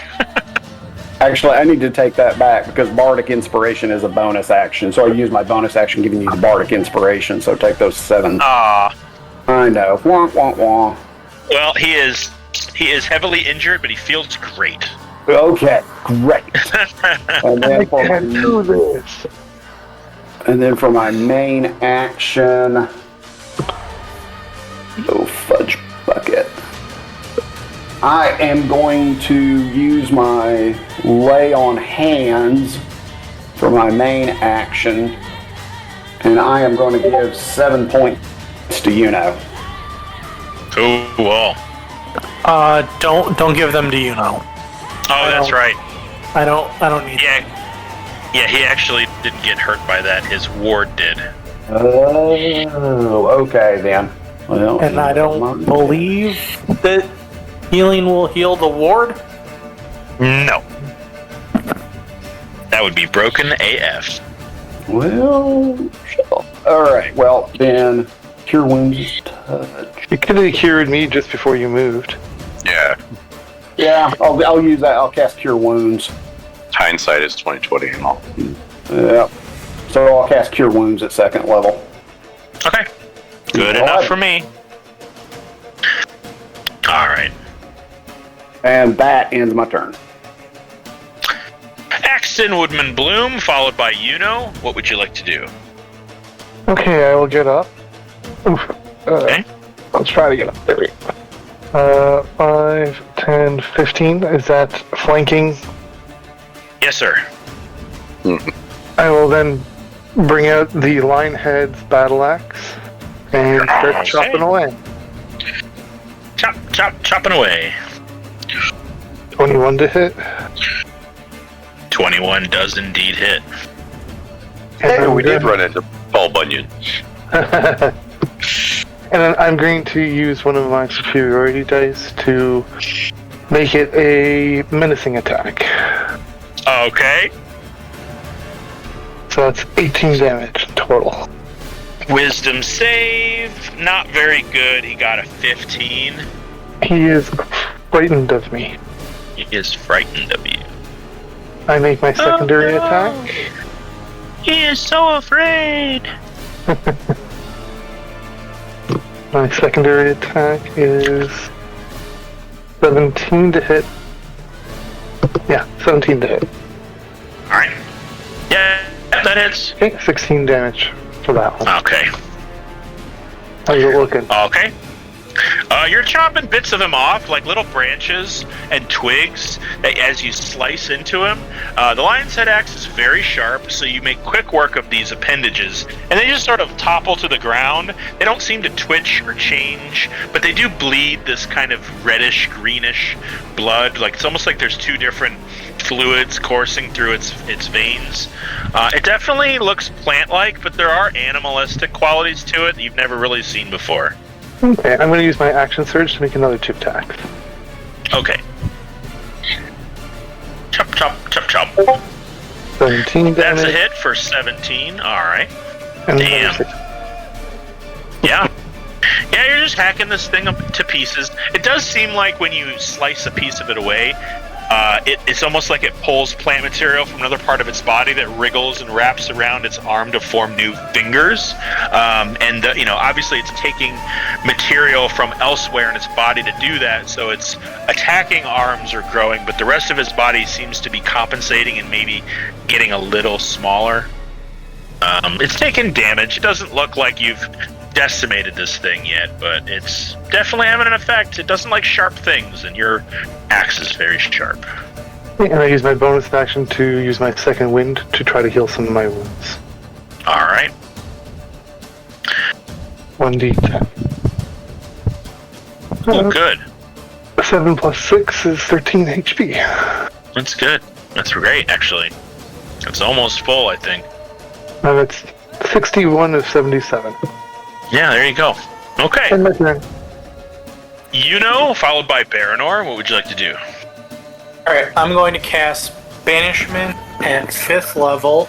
And I'm going to target this guy. Okay. And this guy. And they need to make Charisma saves DC 17.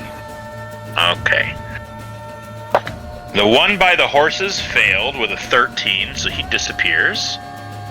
And the one next to you guys, that's a natural 20, so that's a pass.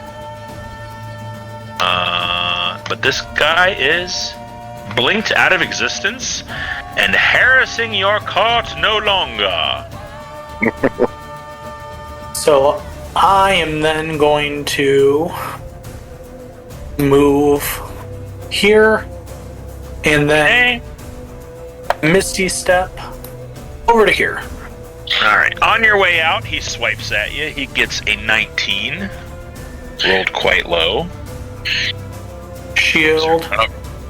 Wizard run away. Yeah, his swipe glances off of your shield in like a glittering spark as you sashay through the snow and then blink over to the cart. You are now well protected and appear to be protecting the horses, and they are grateful of that. They definitely think that was cool of you. Thankful. All right. Okie doke. That's your turn? Yep, that'll be it. Okay. Baranor, followed by Koza. I'm going to cast Hunter's Mark first on this one, the bottom one. Okie doke. Hunter's Mark.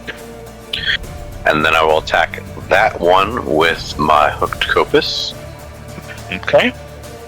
Make sure I'm not rolling with advantage. Okay. 25 to hit. That hits. Okay. He's going to need to make a con save. Yes. That does. Ooh, that's pretty good. That's an 8. Okay, that passes. Alright, but it does 10 necrotic. Okay. And you then start to see his twig-like appendages start to shrivel at the wound mark. Okay. And then the second attack will be at this one. Okay. Same thing, hooked copus. That's a nat 20. Woohoo! Okay. And that is a 3-4 on his con save. Okay, so I rolled the first die was a 7, I think. Mm-hmm. I think that's how it works. Mm-hmm. Right? Yes. So 7 times 2, 14, 18, 19 points of damage on that one. You're adding the magical damage, right? So the magical damage is the primary damage. Okay. Yeah. Because it does have a let's see here. Does it have? I thought it's a +1, so. Right. So I have it's 4 for Dex and then +1. Yep. For its magic. Yeah, that's fine. Yeah. I just wanted to make sure that you weren't cheating yourself out of damage because it's a magic weapon. Okay, I did cheat myself out of damage on the first attack. I didn't roll my Hunter's Mark damage, so one more point of damage to that one. Okay. And what was the DC? What was the save on that second one? He got a 6. A 4. He failed. So his health is cut in half. Yep. Yeah. All right. Yeah. He's not looking good at all. And then Luna will take the dodge action and bolt pretty much in the same direction as you now. Okay. Does that eliminate the ability for opportunity attacks, or just make it a disadvantage? What's that? How does that work? Disadvantage. Okay. He'll swipe at her. Yeah. Okay. Yeah. Not great. Let's see. That's only going to be 15. That misses. Yeah. And that's my turn. Okay. Koza with Maven. Everybody rolled really high, and yet a 12 is the last one. I think that's fun. Alright, I'm going to hit the blight in front of me with my moon glaive, and I'm assuming I'm at advantage because I'm flanking with Axton. That is correct, Saw. Sweet. Alrighty. Nice. Alright. And then, so that does 9 points of slashing damage, and then on my bonus action, I'm gonna cast Spiritual Weapon, and I'm gonna put it right here. Okay. And it's gonna make an attack, which is plus my spell thing, so. Oh. That was almost a 14.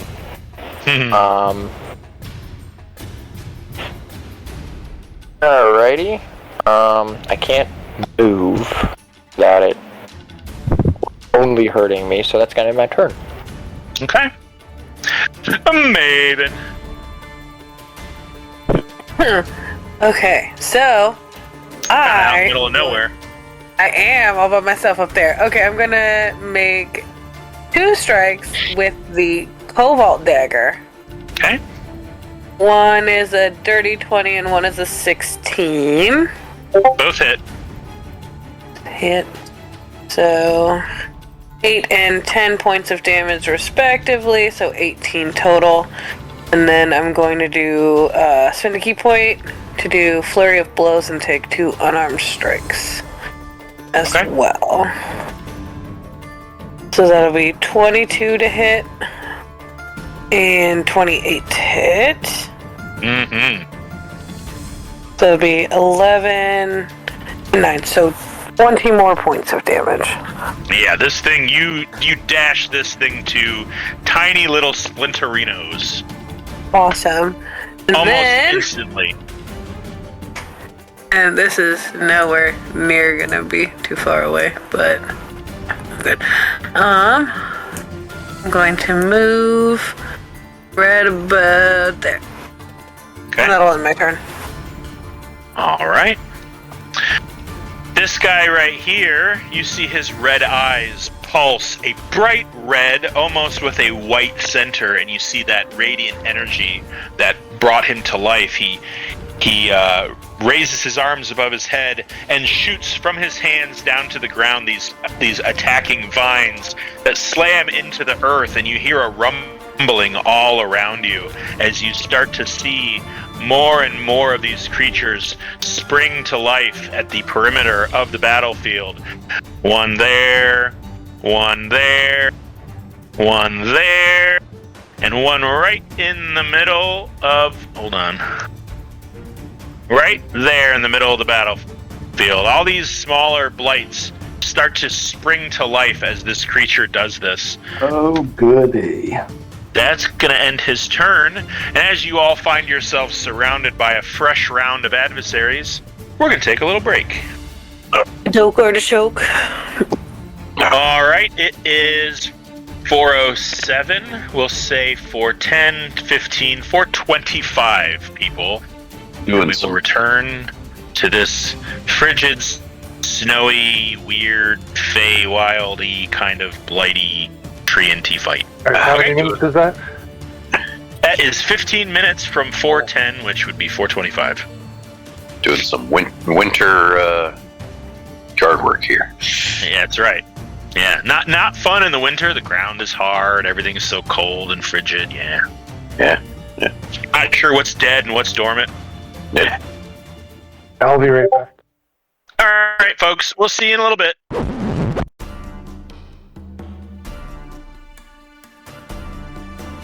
And after summoning a new round of blights to the field, that ends the big one's turn. Banishment lasts a minute, correct, Kenny? Yes, that's correct. It lasts 1 minute. Okay. Yes, if I hold concentration the entire time, then the thing is gone. Well, let's test that theory, because this one right here is going to creep up next to you.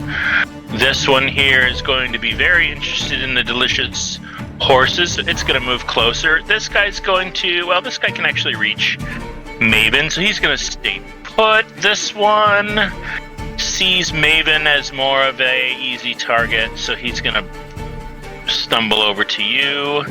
Koza, you're getting flanked here. These two are going to stay put. This one's going to move, but not get very far. And this guy right here is going to creep out of the woods. And you know what? Let's flip a coin and see which one he goes for. Koza, you lose.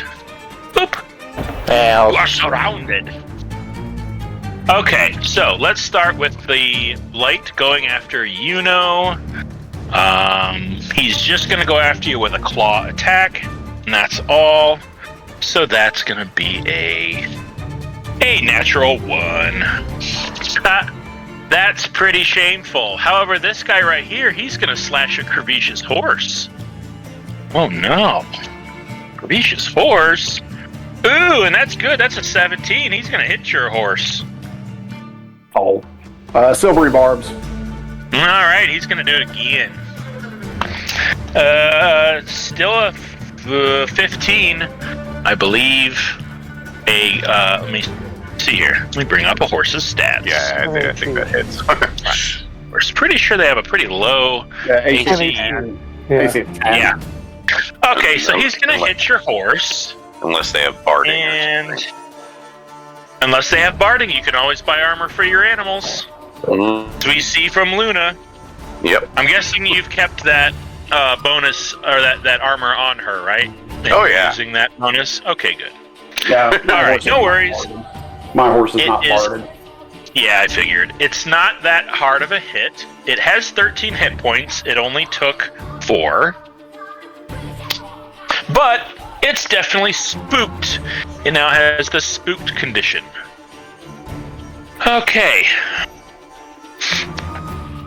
I will decide if that means it's going to drag the cart away, because it's got another horse attached to it, so we'll deal with that later. Maven, you've got 2 dudes all up in your grill. The one guy is going to attack you. Doesn't the big guy have to make his wisdom save? The big guy that's in the realm of my silvery barbs. It looks like there are 2 of them. Yep. We'll get to that. We'll get to that guy. Big guy next to large guy. For sure. Okay. Maven, against you, he hits you for a 24, and he hits you for a 23. He's going to make 2 slam attacks. I'm guessing that hits you. Hello, lady. You said she's in the wrong group? No, Axton, that was in the wrong group. Oh. Okay. Sorry, yeah. There's a walk. Yes. You got hit twice. I did? Okay. Yeah. I You got hit apologize. twice.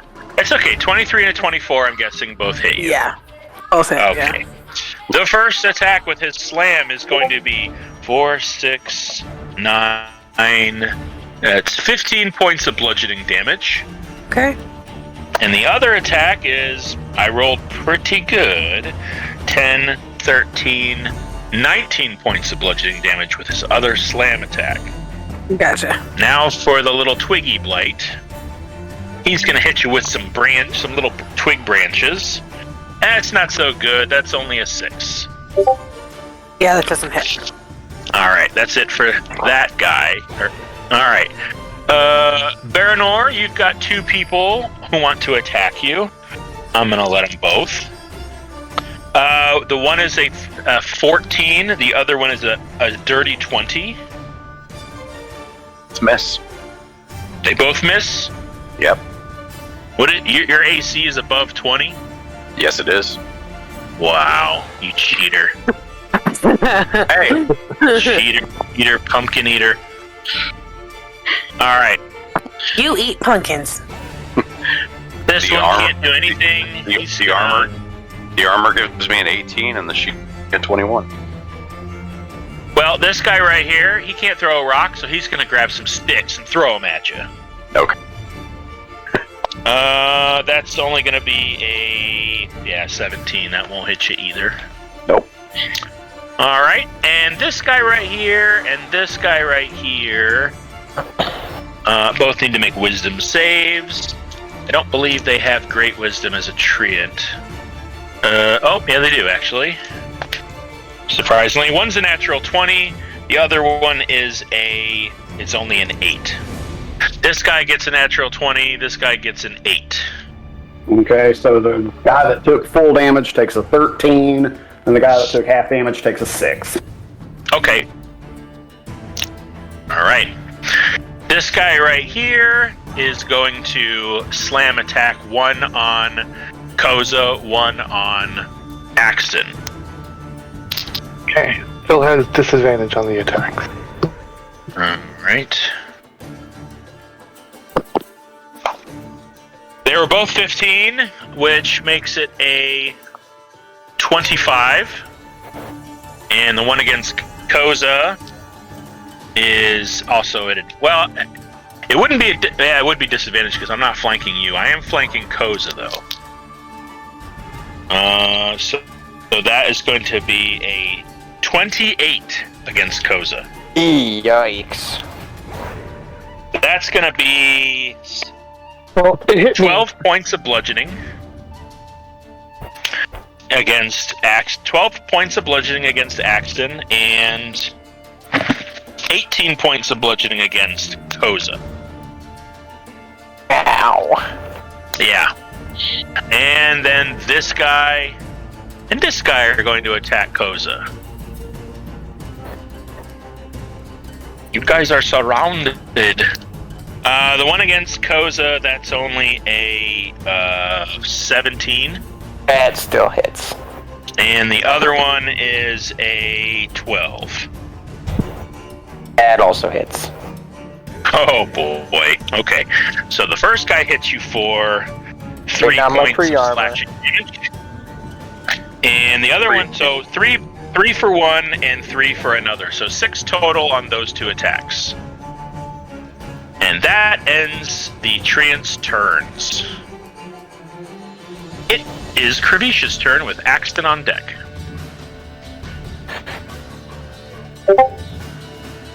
All right. Now, when I threw my... I've selected for the big guy not to be in the Flitty Fairies, so he's not going to get zapped. Well, you're not close enough to him yet. Okay. I know his pitcher is in there, but he doesn't actually start till about here. Okay, because I'm going to use my full movement to get to him. Okay. I am So going I would to... say right there is where you're right next to his hoof. Yeah. So I am going... What about here? No, if you want to be right up to him, I'm going to be about there. Okay, great. That's where. I am going to cast Tongues. I'm going to touch him and cast Tongues. Okay. All right. All right. Please, I beg of you, stop this attack. All right. You can go ahead and make a persuasion check. 16. I'm going to have him roll insight. You're lucky he rolled high, 'cause he's kind of stupid. All right. You're all going to hear the Onak respond to Kravish's words with a very long, drawn-out.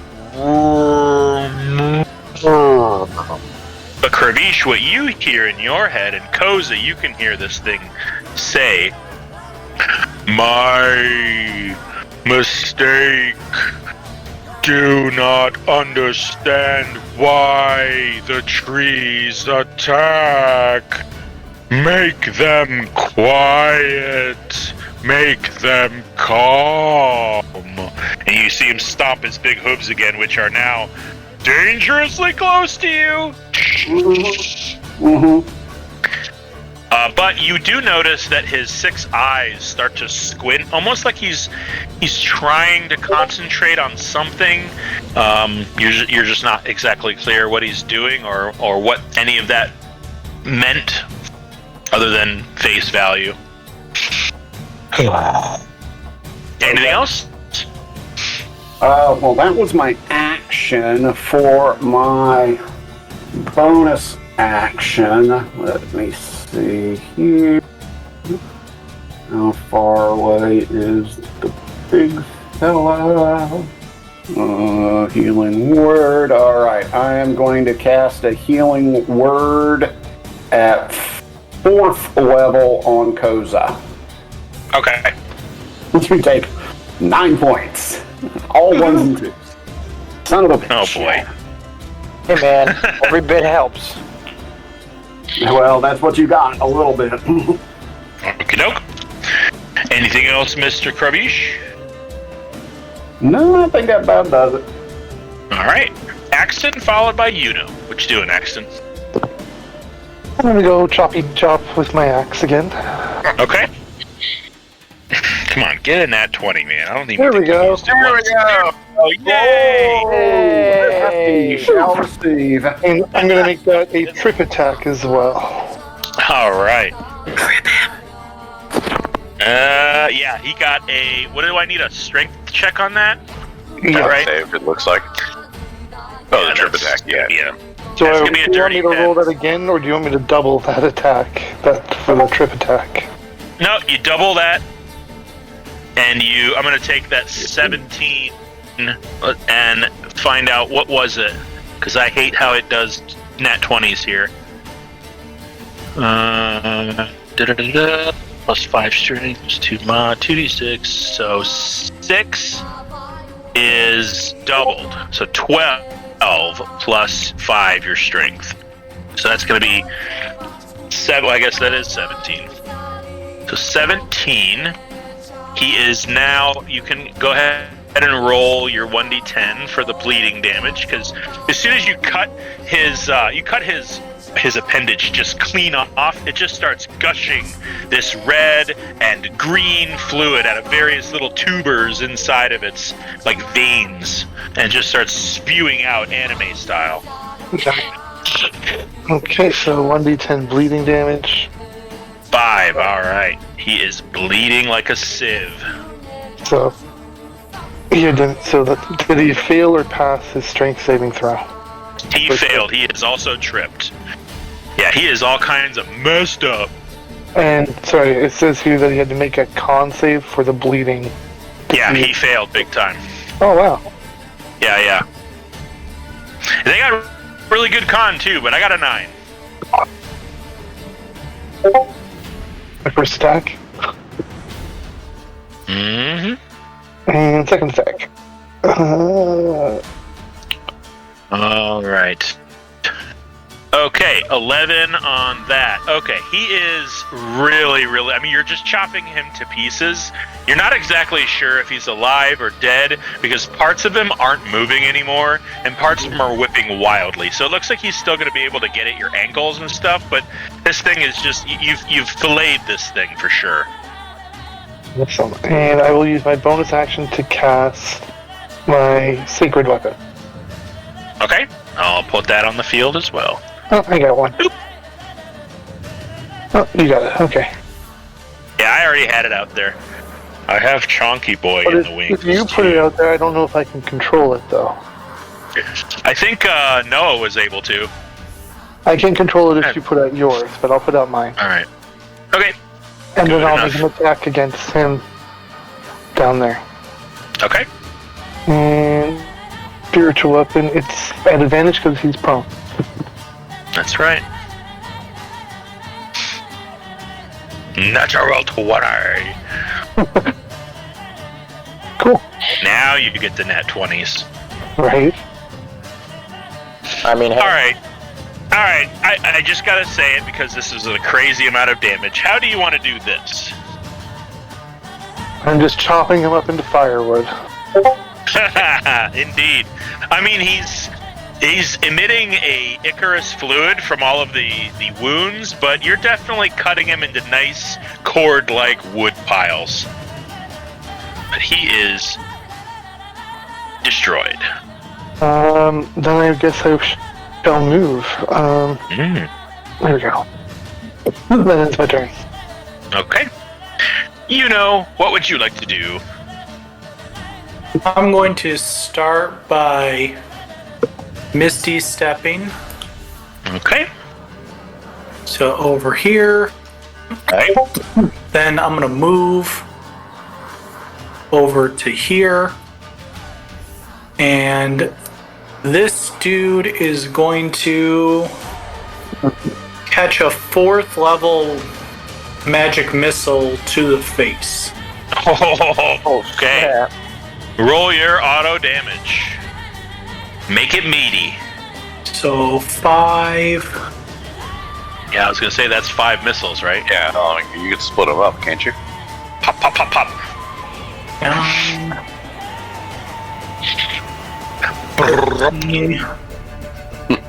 17, 21 points of force. Alright, how many missiles was that? 5. 5. Alright, 3 of them destroy this thing. So I'm gonna give you the chance to redirect them, the other 2, towards someone else.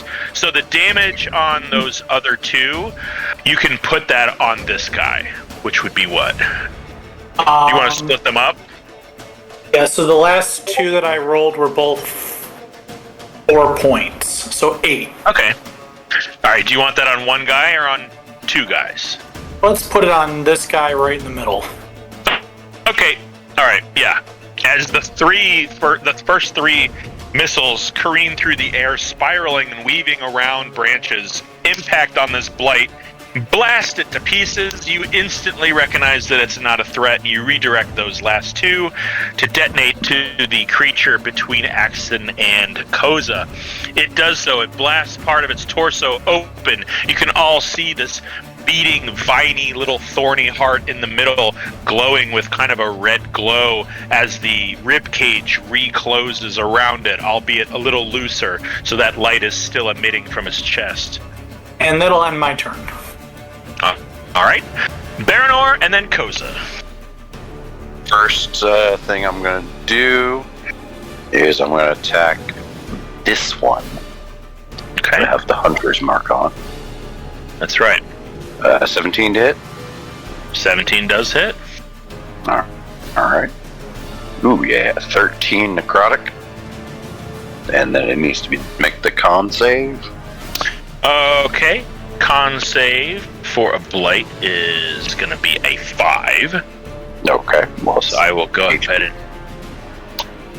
half its HP again. Well, this one's... Yeah. He's not then looking too good. Okay, second attack. I'm going to command Luna. I don't think there's a range on that. To attack this guy over here. This guy. Okay. Oh, shouldn't be an advantage. So probably 14. That'll still hit. Okay. All right. Yep. I'll make the damage. Oof. Just 7 points of damage. But that, so it needs to make a DC 11 strength save. Okay. Pretty good.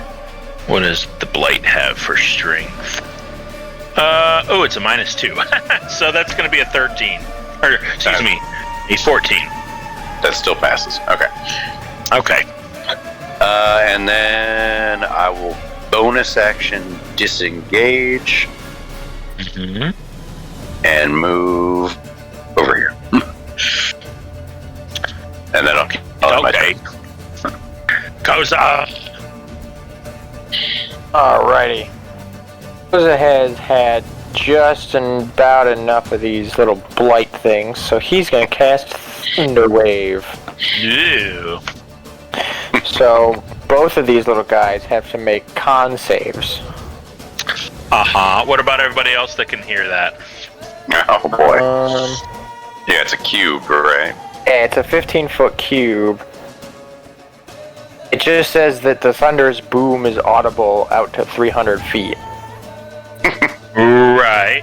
I'm just saying, does that affect anybody else? No, it's a Say that you 15-foot choose. cube. Let's see. what it says. Each creature in a 15-foot cube originating from you. So, Yep, that would be your friends If- too. Are you talking about Thunderwave? yeah, it's a Yeah, 15-foot cube. we can hear it. It just affects everybody within that 15-foot cube, though. Yeah, Right, it doesn't which would affect- be Axton. And Baranor. Wait, where is No, where? I don't where think is that's how it works. Where is he putting it? Where are you putting Centered it? on me. Yeah, so 15 feet out in every direction. It's a 15-foot... Oh, I see, a 15-foot cube So it's centered just- on you. It's just Okay. lights. And the spiritual weapon. Oh yeah, but Okay, got it. So it's 5 feet in every direction. Okay. yes. Okay. Your spiritual weapon is going to be deafened, so just... Sorry about that. The blights have to make con saves. Yes. Sorry for the confusion. Oh. My bad. Alright, con save. Yeah, they both did not do good, but I think the twig has decent con. Not really. Alright, 12 from one, 7 from another. Yeah, they both fail. Okay, Okay. so they both take 2d8 thunder damage and are both pushed 10 feet away from me. Alright, this one's gonna hit Axton, so I'm gonna say it goes nowhere. It's just gonna run right into him, unless you want to do a contested strength check against his thunder wave there, Axton. And what would that do exactly? To see if you can, I guess, well, withstand it and he goes nowhere, or it rushes by you. I'd It's like kind to of a funny- keep it where it is, I guess. Sticky wicket. Okay. Well, give me a strength save. Or I should say give Koza a strength save. That's all right. That was supposed to be at normal. Yeah, I don't think that does not beat your spell save DC, correct, Koza? Yeah, 12. Okay. No, it's a 14. Boop! He gets blown right past you, Axton. On the other side of you, exactly. And then I think I can move my spiritual weapon as a bonus action. You can move it and hit. And I attack. can attack it. I can move it 20 feet. Let's see can I hit this guy? I can. Alright. I'm gonna go up to here and hit this guy. Okay.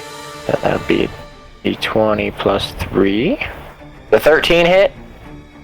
It does. That's exactly what you need. Perfect. Okay, so 1d8 plus 3. Shit. Sorry. Whoa. Okay, so he takes 6 points of damage total. Okay. And Chop, chop. I will move over here to kind of protect the Onak if I need to. Alright. And that'll end my turn. Maven, you're up. Okie dokie. Okay, so what I would like to do would be to move here. And then perfect. And then I would like to take 2 strikes with the cobalt dagger on the little guy in front of me. There we go. So 14 to hit, and then 27 to hit. Both hit. So it'll be 10 points and 9 points respectively. Yep. He's dead. You slice him up. Okie dokie. So then I'm gonna move, since he gone. We're gonna move right there. And then I'm gonna spend 2 key points and cast Burning Hands. Yeah. And so it's a DC 15 dex save. Kadoke. DC 15? Yes, sir. I don't believe they have good decks. They do not. They're slow, and I got a natural 3, so that's a 2. So that'll be 14 points of damage, and it ignites any flammable objects. So if they're flammable, they're Is not. that Offline. fire or radiant damage? It's fire damage. This thing is now on fire. You notice that this thing is taking a lot more damage to your fire attack than you would expect, and it is like really recoiling and shriveling up like plastic at the very touch of this flame. So it is really not happy with fire Okie at dokie. all. Kind of like the way that sort of detonated one of them with his firebolt. This thing is just not having a good day. Awesome. And then I'm gonna back up a little bit. Just a little bit. Okay. Wait till I get there. And that'll be my turn. Fire bad! Okay. Let's see here. The guy that you hit that was bleeding is dead, so he can't try to close his own wounds because he's dead. This guy right here is going to try to put himself out first for sure. Stop, drop, and roll! Yeah, he rolled high, natural 17. He's going to put himself out. But as he pats the flames out and rolls in the snow a little bit and reforms, you notice that his body is considerably diminished and shriveled and burnt and charred everywhere. Okay. And he really, honestly, Maven, he just did not appreciate that one bit. So Yeah, he's gonna stomp on over to him, and he's gonna try to make mincemeat of you with 2 giant slam attacks. One's a 28, the other's a 25. Both hit. Jeez. And yeah, he This got hurt. he did not like getting set on fire at all. And I rolled all frickin' ones. Ah. Oh, I mean, aw. So that's gonna be Sorry, not sorry. that's gonna be 9 points on one. And ooh, that one was much better. Oh no. For I don't whom? like that. For me. Not me. That's six. The second one is 16 points of bludgeoning damage. Okay, good to know. Good to know. All right, this guy right here, he is going to channel his. Actually, you know what? First thing he's going to do is he's going to move away, way down here, and he is going to channel some of his nature energy, so to speak. I'll just do this.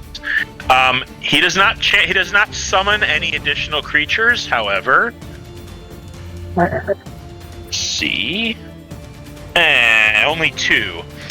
This one right here grows 1 size larger, and this one right here grows 1 size larger. That's going to end his little turn, and they're all going to make their way inland. This guy right here is going to move. They only get 20. How much do treants move? Oh, they get 30. Dope. Okay.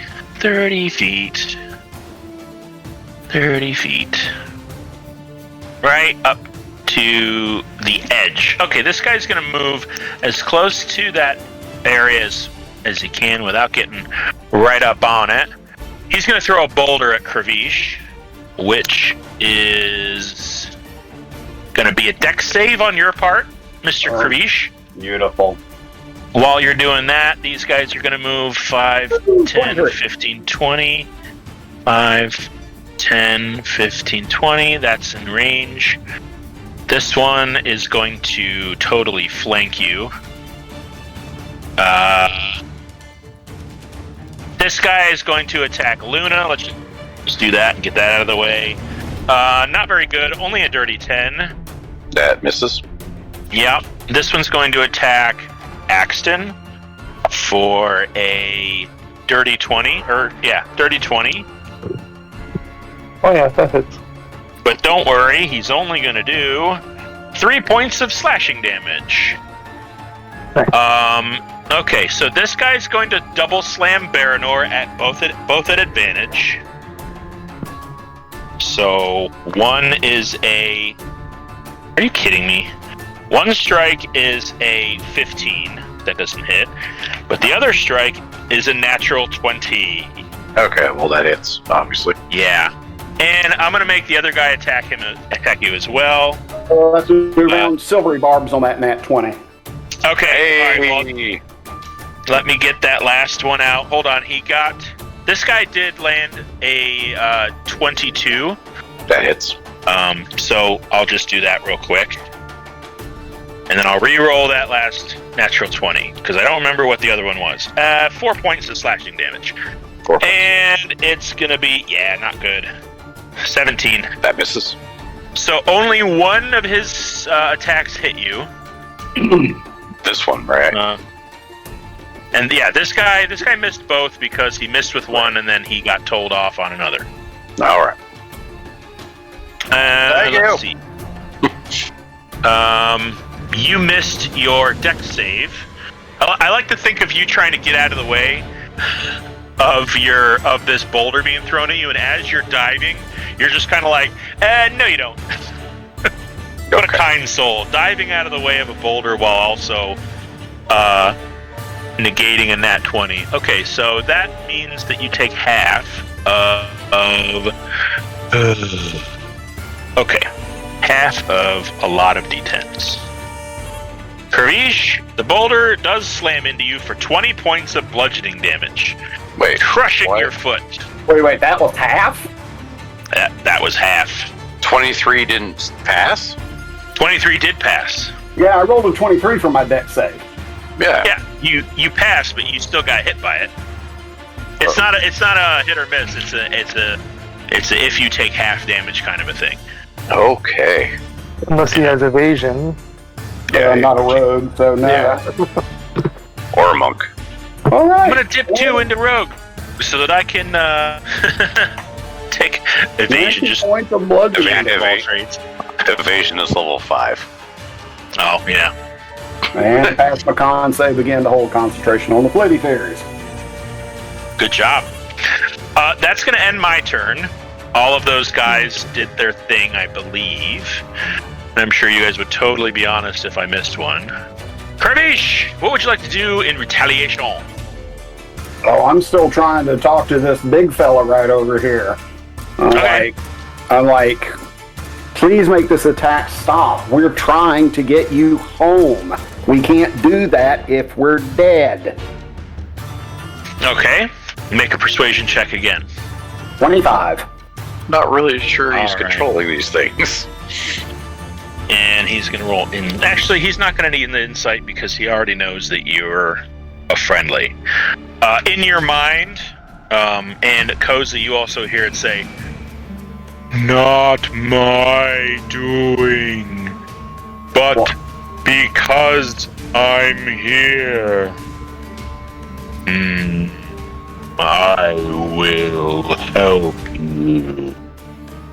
And you're gonna see this big frickin' thing stomp its way.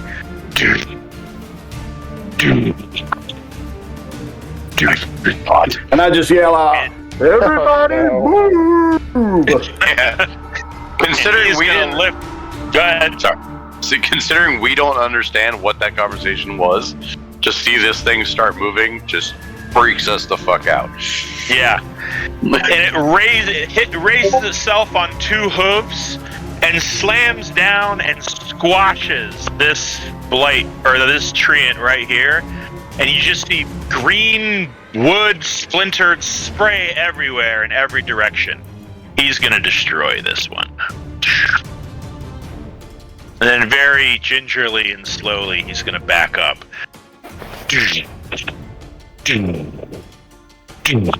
That's it. That's what he does. Okay. Well, I'm going to consider that my action. Oh, definitely. Yeah.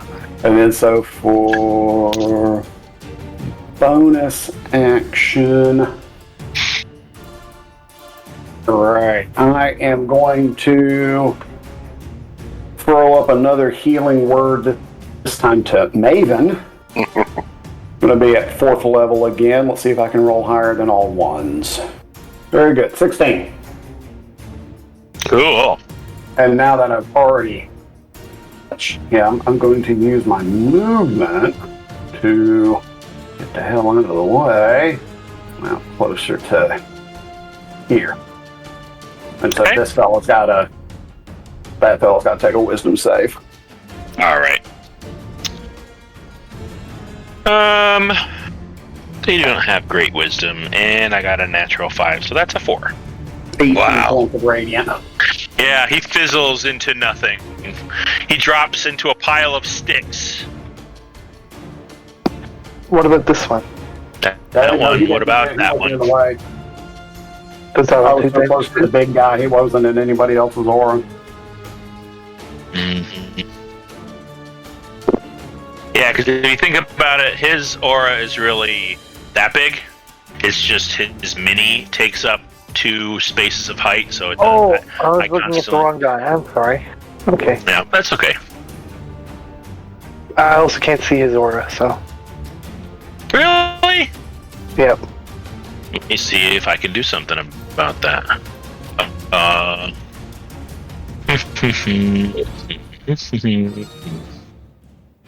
See. How about now? Yep, now I can. Okay. All right. Anything else, Kravish? No, that ends my turn. Okay, Axton. What you got? Just checking on Sacred Weapon if I can move it and how far. You can move it and attack on a bonus. Okay, so I'll use my bonus action to move it 20 feet, Okay. and I shall make an attack against this guy. Okay.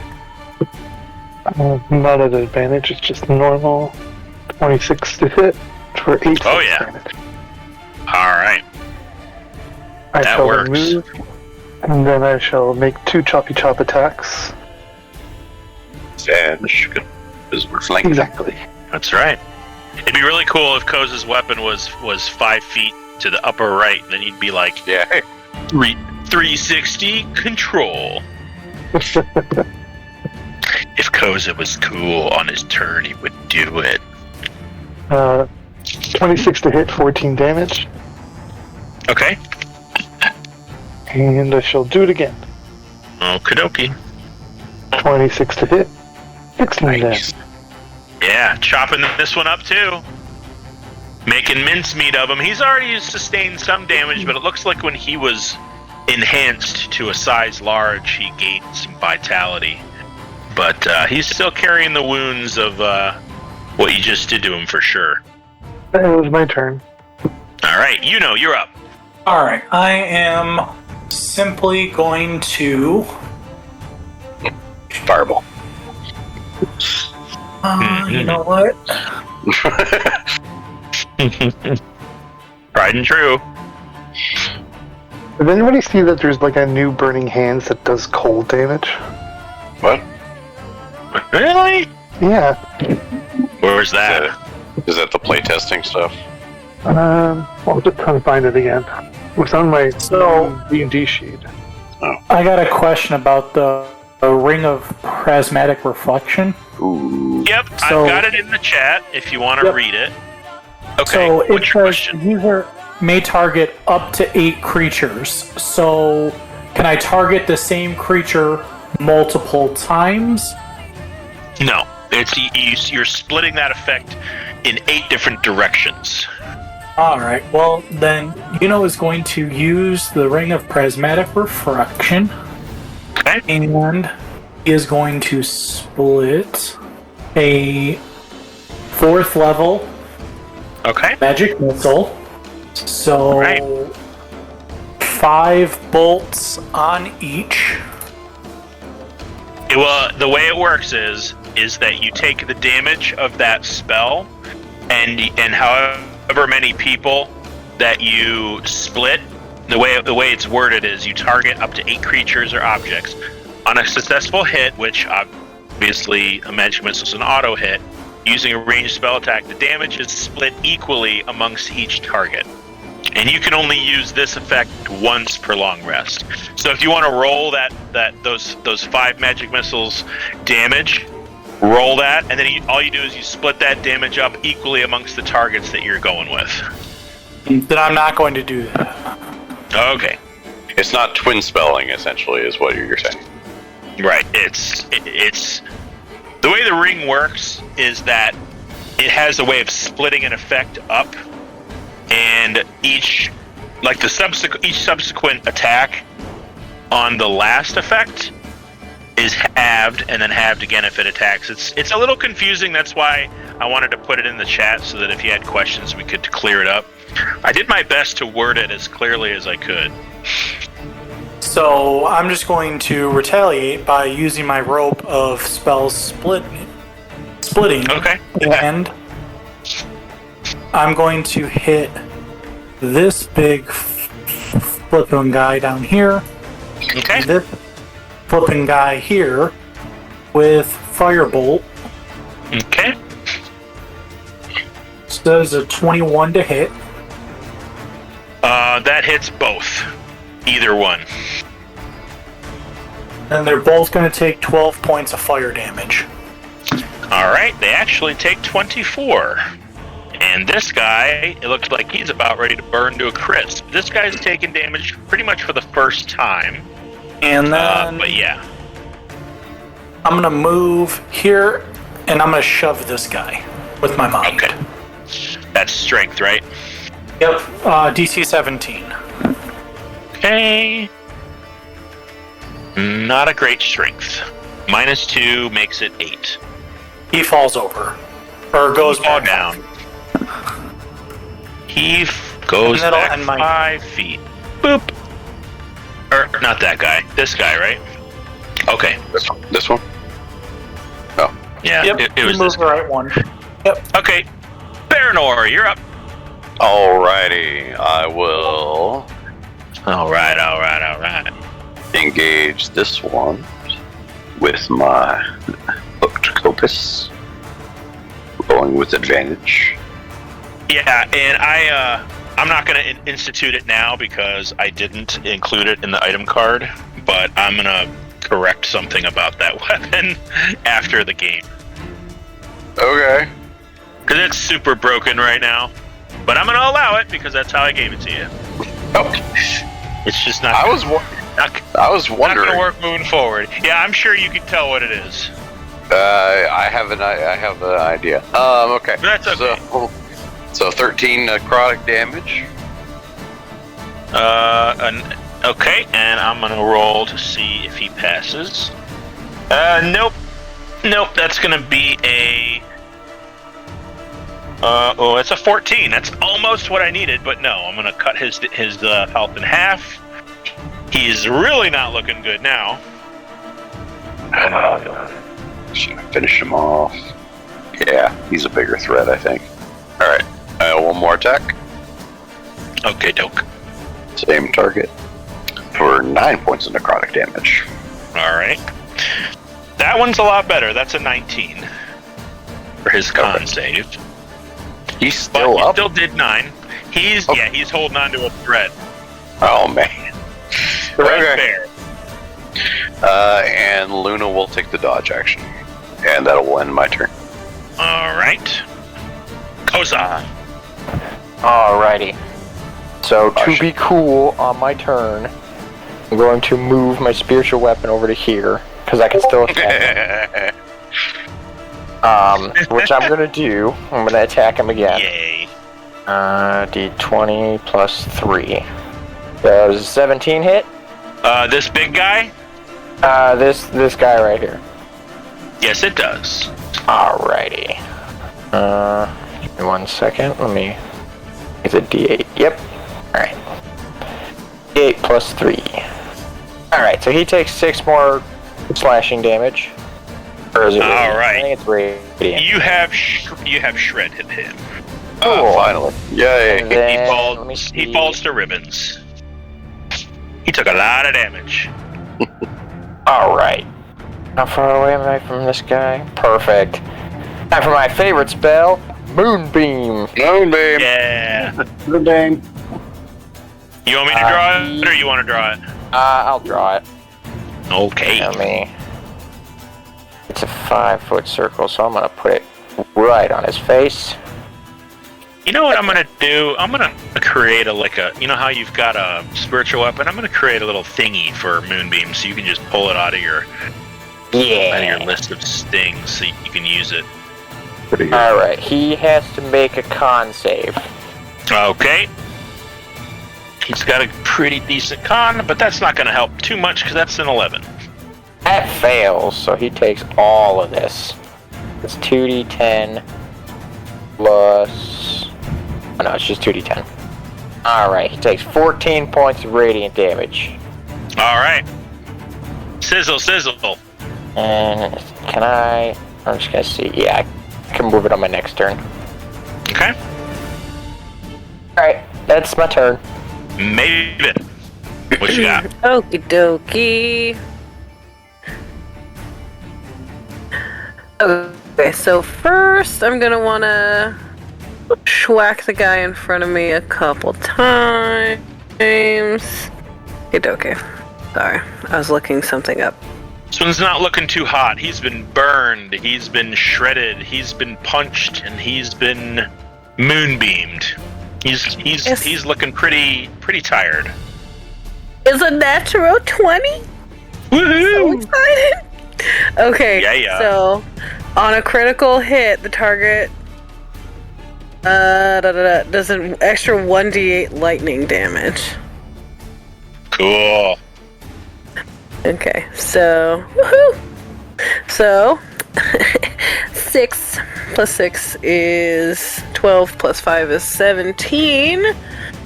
And then 1d8 will be 2 more. So 19. Yes, I did wrong. Yeah. 19 points of damage. 2 of that is lightning damage. Alright, you guys all watch Maven just reach back real far and just rock this thing right in its torso, and your hand enters its ribcage, and this surge of electricity just courses through your body, down your arm, out your hand, and blows out the back of this guy's back like a shotgun, and he just tears himself apart, and his limbs flop to one side and to the other motionless. Yeah, he's frickin' dead. Very nice. Okie dokie. Okay, that's good for me. And then, okay. Then I will move. Oh my god, how do I keep doing that? Sorry, I'm annoying myself. I'm gonna move 15 feet, take my second attack on this guy. Okay. That'll be 16 to hit. That does hit. That'll be 8 points of slashing damage. Okay. That was 15 feet of movement. So I still have 45 more feet. I was gonna say, you have all your speed still. And then I'm going to run like hell over here because I am grievously injured. So I'm just gonna run all the way over here. Right. He's gonna take a swipe at you. Not with the mobile feet, because I did a melee attack. Okay. He doesn't take opportunity. He's too distracted. Yeah, too distracted. And then, that's my turn. You race into the welcoming arms of Kravish mid-battle. It is the Blight's turn. This one here is going to attack Luna, just slapping her with his little twiggy branches. That's only going to be a 15. You said it was a 15 hit. Yeah. No, it does not. It does not hit. Does not hit Luna. All right. You got one right next to you, Baranor, that's going to try to hit you fruitlessly for a 9. What else we got? We got one down here. He's going to use all 20 feet of movement to attack Koza. That's a natural 20 against Koza on the weakest attack ever. That's going to be 6 plus 1 is 7 points of slashing damage to Koza. I think that's everybody except the big guy. So the big guy, he is going to line this up as best he can. Let's say, how far do I get to move him? Yeah. You know what? He's feeling a little naughty. He's going to move right up here, and I need Maven and Yuno to both make dexterity saving throws, as he's going to hurl a boulder right in this direction. Is it a nice boulder? That's a nice boulder. Okay. You got a dirty 20? Alright, so you're only going to take half of this. 24, you're going to take no damage. You're going to flippity-flip out of the way. Evasion. Yep. Okay, that's going to be half of that is 13 points of bludgeoning damage, Mr. Yuno. But that's going to end his turn. He does not get his Animate Plants ability back. And that's going to be Kravish. Alright, so Kravish, for his action, he is going to continue to talk with the creature. It's like, if it's not you causing it, then what is? Don't know. When I got here, the plants act funny. Some of them change. Some of them move. I will try to help as best I can. You see him really struggling to concentrate. Obviously, Koza, you hear this, and everybody else just hears this. And And I'll say that, I mean, Grace, you get the feeling that he's being genuine, that he might not know why this is happening. So. But hard to say if whether it's like he's unaware he's doing it or he honestly says, I'm not doing this. Well, no, he makes it clear that this, he's pretty sure him, but he doesn't know how to stop it. He just knows that he can stomp them to death. Okay. And he's not in the turn order, so you only get one out of that. One of those out of me. All right, so that's my action. For my movement, I am going to move 20 feet this way, and so I'm going to have this dude make his wisdom save. Yeah, right. Ha! That's a 3. Okay, so that's 3d8 radiant. That's 17 of radiant. Yeah, he fizzles out of existence. All right. And he's marked, so where would you like your hunter's mark to go now, Baranor? Or I guess you can choose that on your turn. Yeah, I do that on my turn. Okay, now I'm going to use my remaining 10 feet to come this way. So I get him. He needs to make a wisdom save. That's a 19. Okie dokie. But he's just a little twig blight. He has So not that's much 9. HP. So that's 9 9? Okay. for him. Alright, well. Yeah, he gets sizzled from it. It doesn't knock him down, but he definitely takes a lot of damage from that. All right. And for my bonus action, I am going to yet again. Actually, I am going to throw a bardic inspiration towards Baranor. Which dice is that now? That is a D8. D8. Okay. And then, in case Axton hasn't used it yet, just remember he still has one. I remember. I was actually thinking about using it this turn. Got a D8. I'm going to hold on to the second Anthem's Edge enhancement. So you get a D8. Alright. And that ends my turn. Alright, Axton. You've got his inspiration, which is a D8 and a D6. Yes, I do remember that. First, I'm using my bonus action to go 5, 10, 15, 20, and make an attack against this one. Spiritual weapon. Oh, just normal. 26 to hit. Oh yeah. 7 damage of force. Your spiritual weapon dashes him to splinters. Okay, and I think from where I am, I can use Guiding Bolt to hit this big guy. I would assume so. I'm assuming it's got a pretty decent range on it. I'm checking. 90 feet or 120? 120, yeah. Yeah, you're super good. Okay. I don't even think the home is that much. Guiding Bolt, rolling my attack, normal. Oh, 28 to hit. That hits. I didn't even need All to right. use inspiration. What symbol makes it look like he's easy to hit? Let's see here. Let's go with, I don't know. That one. He's a big pincushion.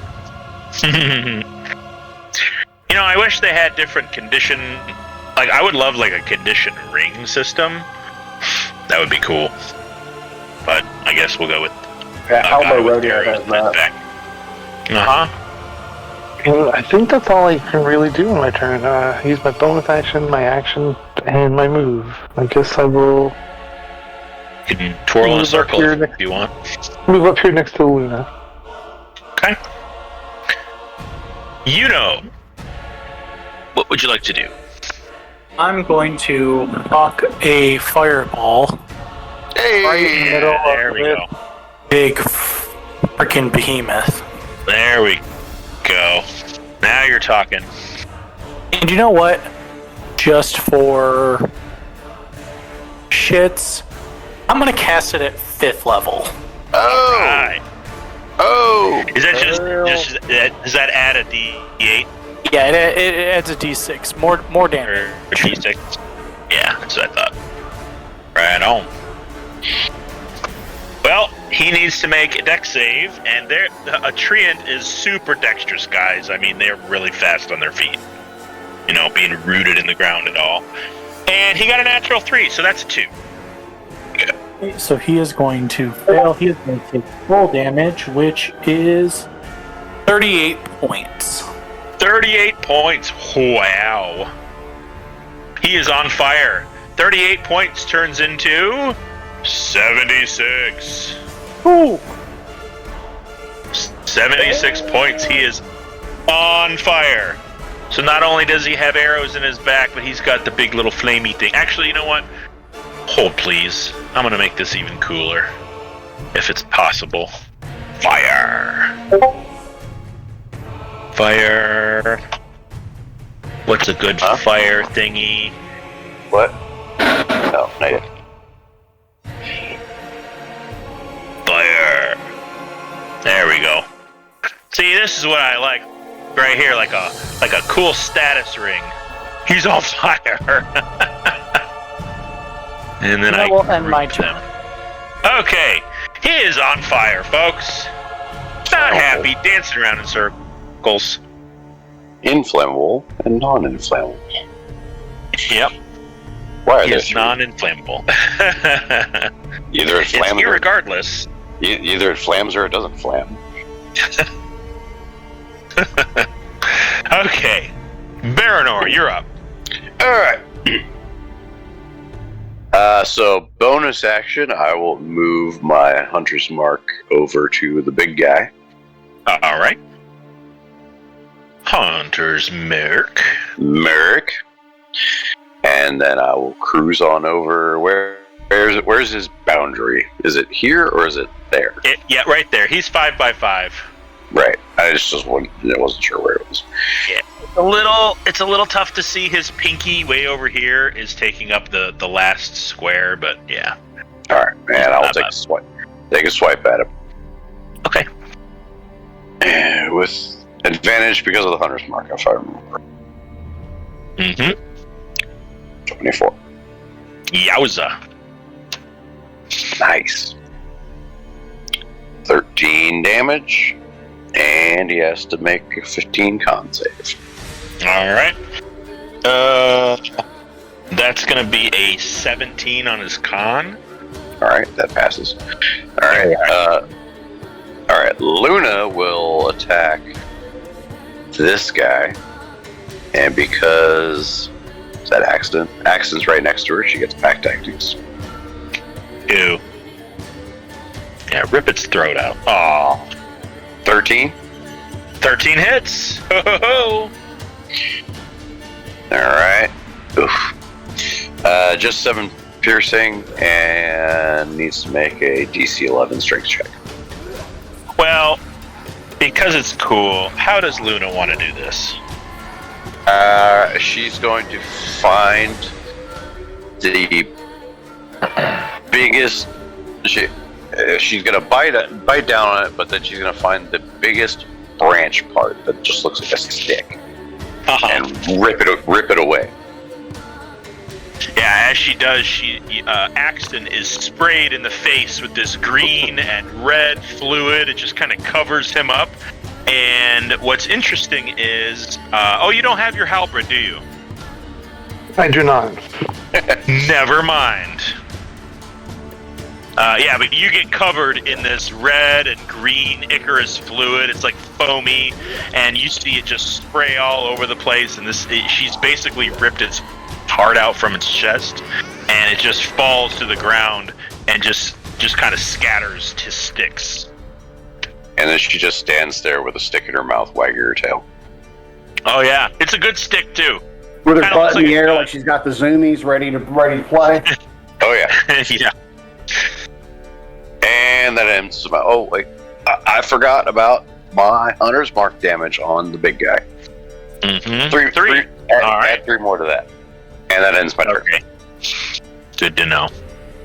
Big guy's not looking too happy at all. Koza, it is your turn. All right. Get rid of this guy. There we I think go.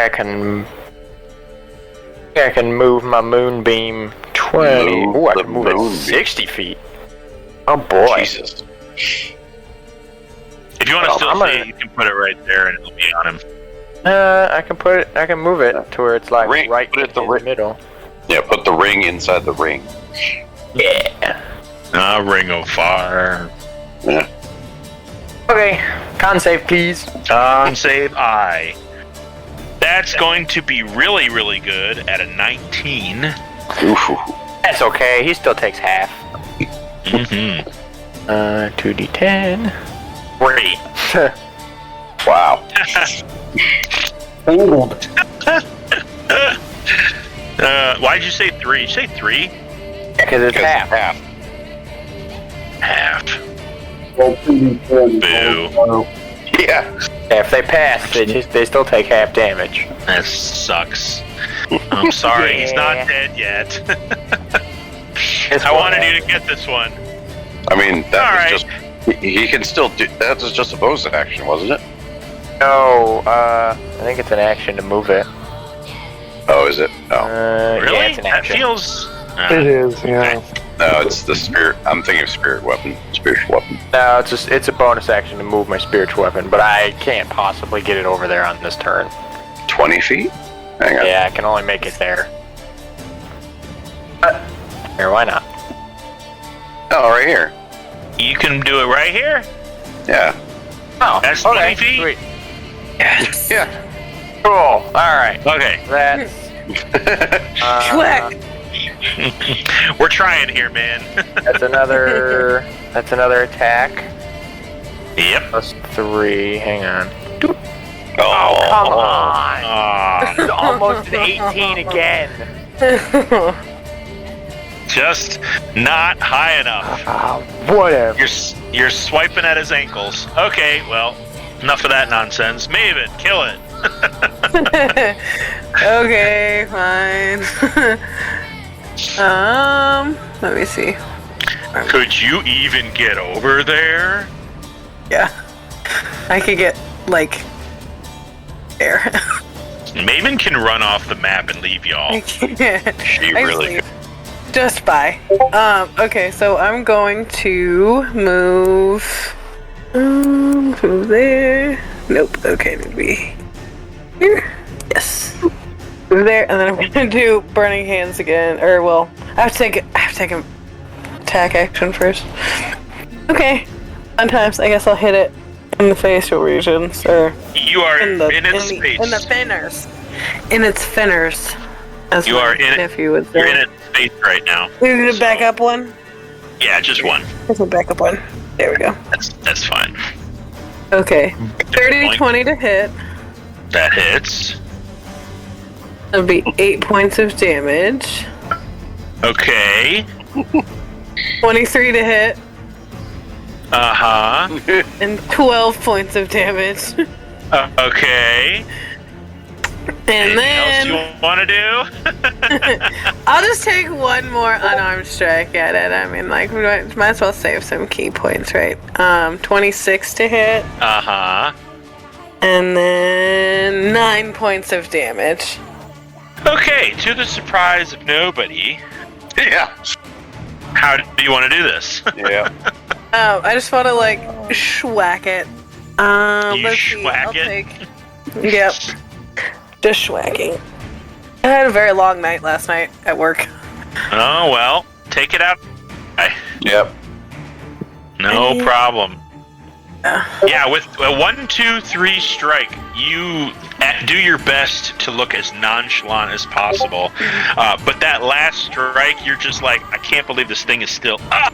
And you smash it, and you punch a hole, and you kind of do a Ryu kind of dragon punch upwards, up through its torso, and you all see Maven erupt out the top of this thing's head, and the whole torso disperses in an explosion of fire, sparks, and wood splinters as she uppercuts her way about 20 feet into the air and lands 3-point landing directly in front of it as the fire and the wood separates and falls down all around her. Love that. It is Love dead. that. Blam. It is dead. And she's just gonna lay down because she's really tired. Good. Okay, Koza, is there anything we can do right now to stop this from happening again? I don't know of anything that I can do. You got a calling card for the Bog Mother then? Yeah. You're talking about... I can get to the Feywild Lady and bring her Drelka. here. Yes, Lady Drelka. Alright, I'm gonna use that tuning fork thing and put it in my tiara and use it the tree portal thing to get to Drelka. Okay. You all watch as Koza sidles up to the nearest tree that is sufficient. Let's see here. Let's do this. There we go. Yeah, you see this white snow-covered tree, which at this point has a little bit of fire in it, as it was close to the carnage. A couple of the branches are kind of have a couple of candle flame-like fires dancing around the edges of its branches.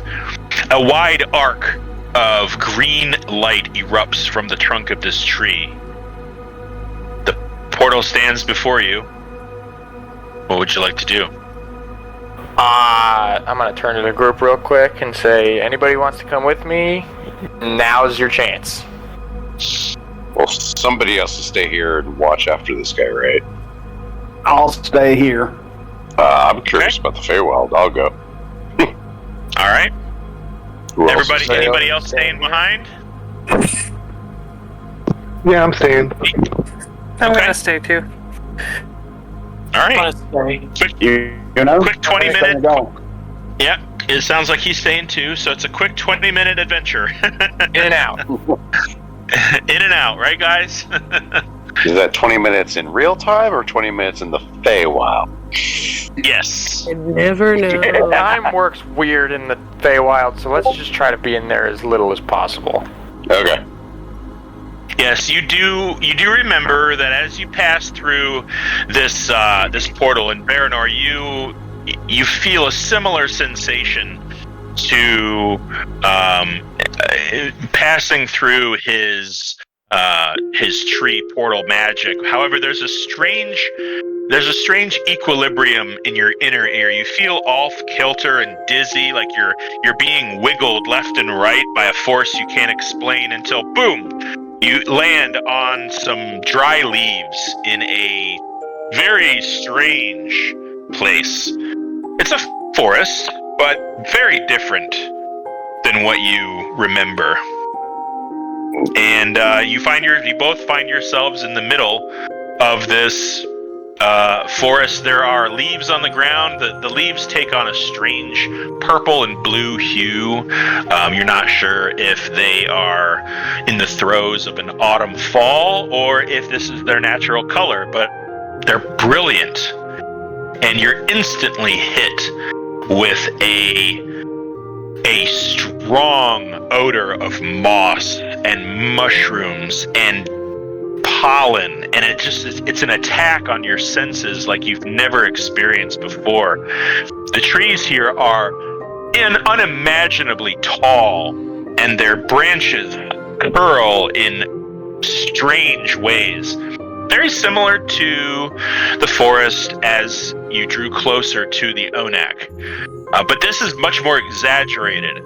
You look out in the horizon and you can see you're actually on this massive cliff's edge. It looks like the edge is maybe 30, 40 feet. And these trees with humongous trunks, maybe 20 feet wide, they stand about 30 feet apart. So you can see quite clearly through to the edge of this cliff, and you can see the horizon is painted with this beautiful pink and orange and dark blue and purple as it rises into the sky. And you see a sky filled with stars, many more than you've ever seen on the material plane. Baranor, welcome to the Feywild. This is truly wild and beautiful. All right, Koza, I'm gonna need just a perception check from you, as you've been here before, but this is not a part of the forest that you remember. Okay. Turn off advantage. Yeah, you're able to get your bearings, and you at least know what time of day it might be. You do recognize the cliff that you're on, and you're able to kind of ride the edge towards the village that you experienced earlier in your adventure here. Alright, I'm gonna try and get us to where I left the bog mother as fast as I can. It takes you about 20 minutes of hard hiking, and it looks like everyone is still kind of gathered in the central village. Not too far from when you left them, it looks like people are still kind of eating dinner. So you get the feeling like maybe an hour or 2 hours have passed since you left.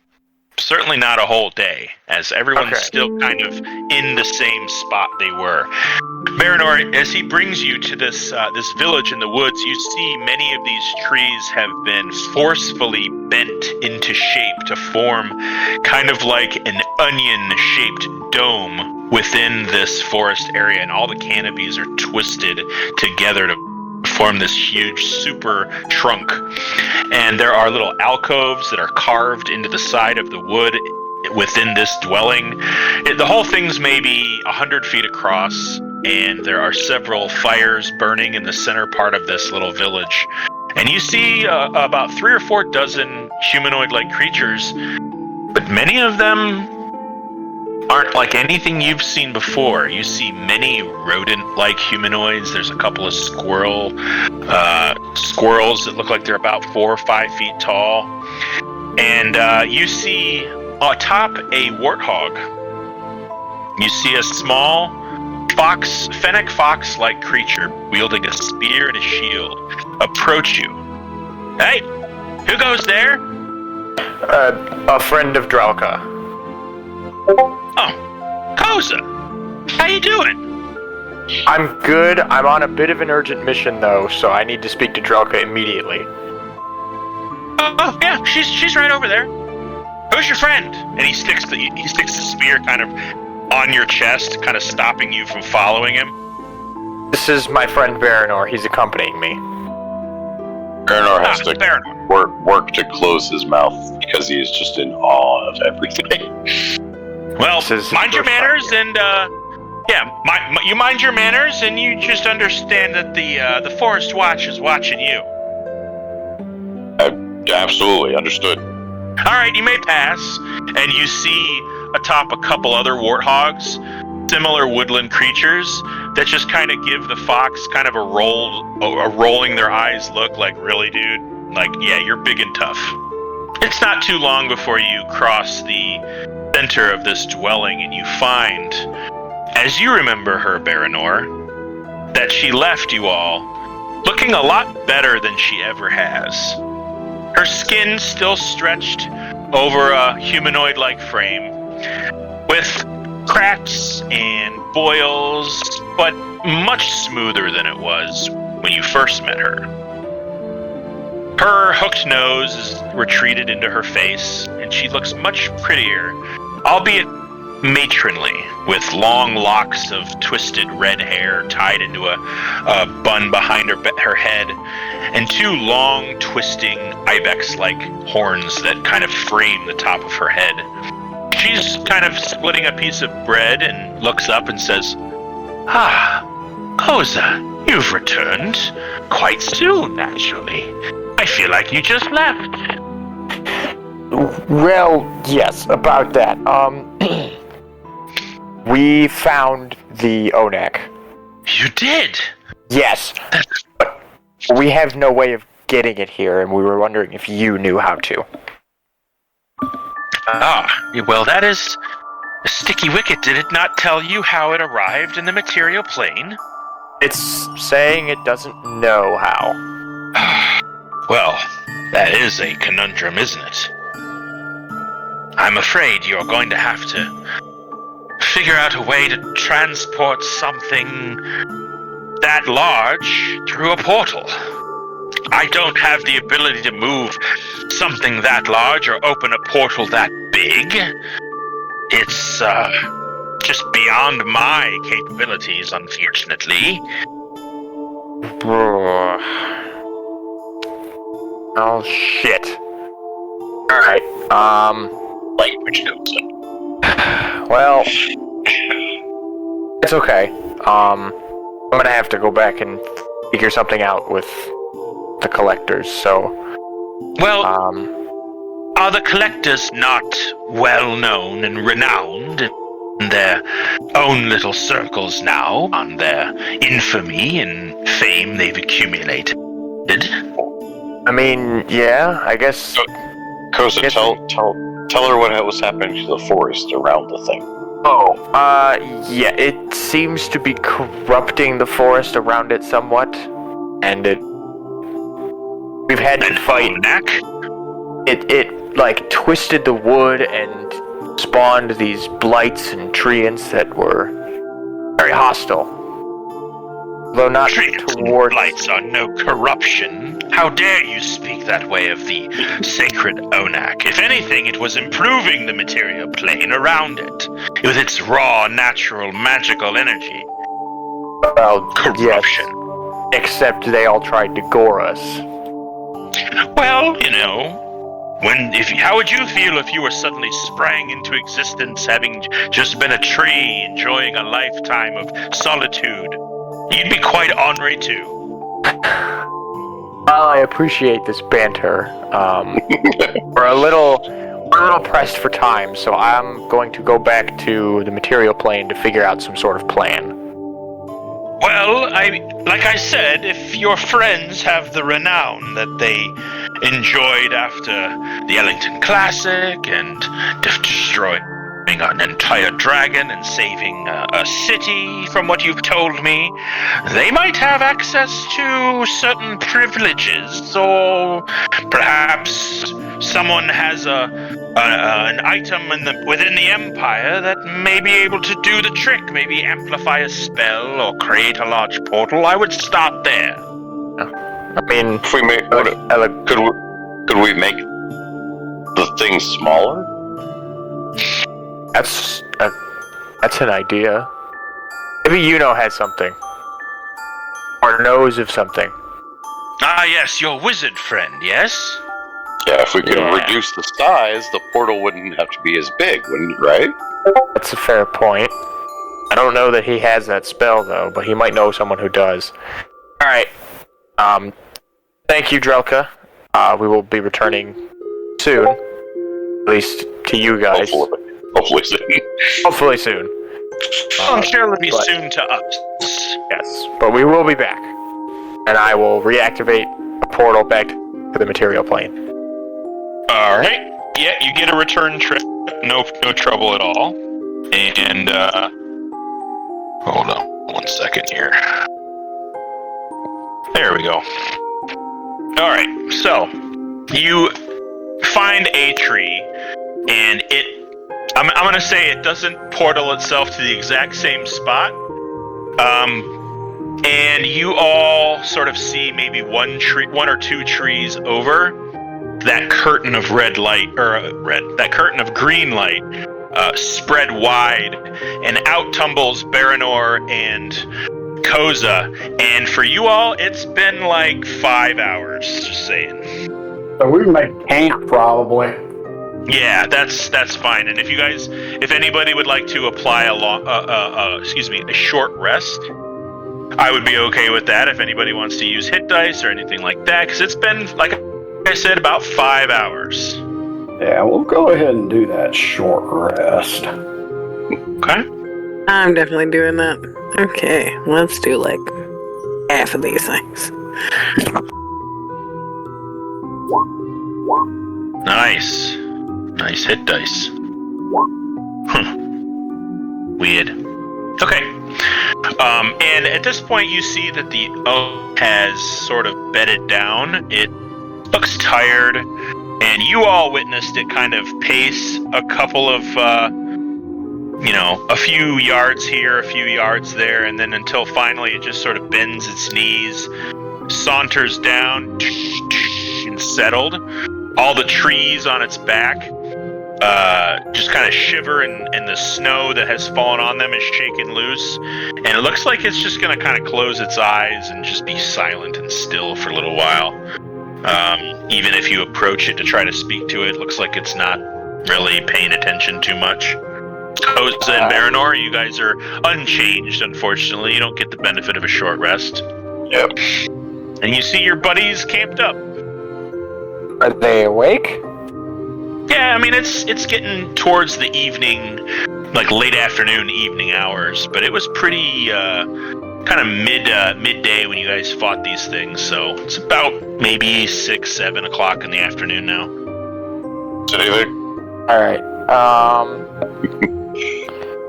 does anybody know of anything that can shrink the Onak?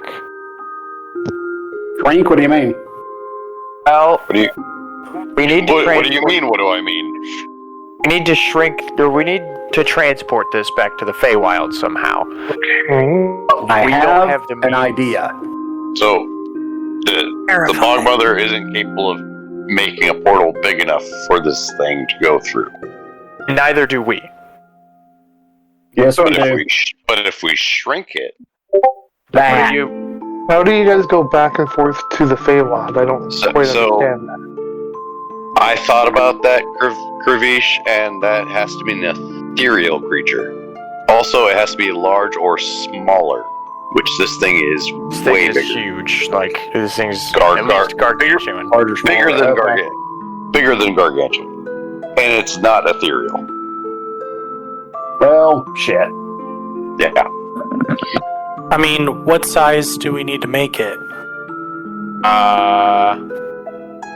Large. To fit through a portal. We could polymorph him. That's an idea. That would There's totally. There's an I idea. have enlarge/reduce. So Is it only- Probably to go half the size from what I remember. Yeah, what is it? Reduce it by. reduces Yeah. the target size in half by all dimensions. Okay. Yeah, Well, it would still be 50 feet tall. Yeah, Okay, polymorph. well- Polymorph is not a bad idea. Yeah, I think I have polymorph. Hang on.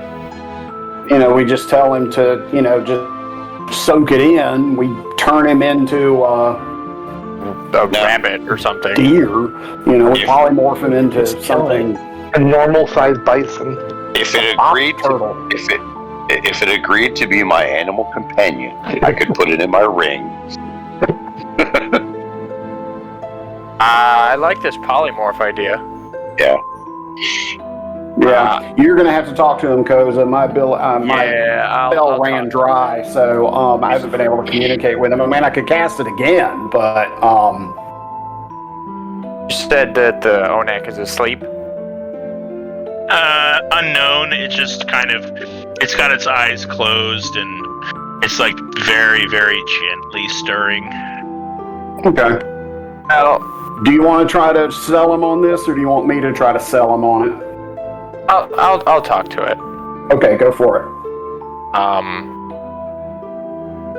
I'll try and I'll pet it on its big nose and try and get its attention. We have maybe figured out a way to get you home. It's just going to require some cooperation on your part. You see it just very slowly shift its weight, and its eyes very gently part. Cooperation. What What is this? We just need you to agree to what we're going to do. It's not going to hurt you. It's not going to, it's not going to change what you. Well, it is going to change what you are, but we'll be able to turn you back. We have to turn you into something smaller to get you through our portal to the Feywild in order to get you home. Change me into what? Well, I was thinking maybe you could get to decide. Is there any small creatures, maybe a deer or a rabbit that you prefer to be turned into? I am me. I do not know what I could be. I do not understand.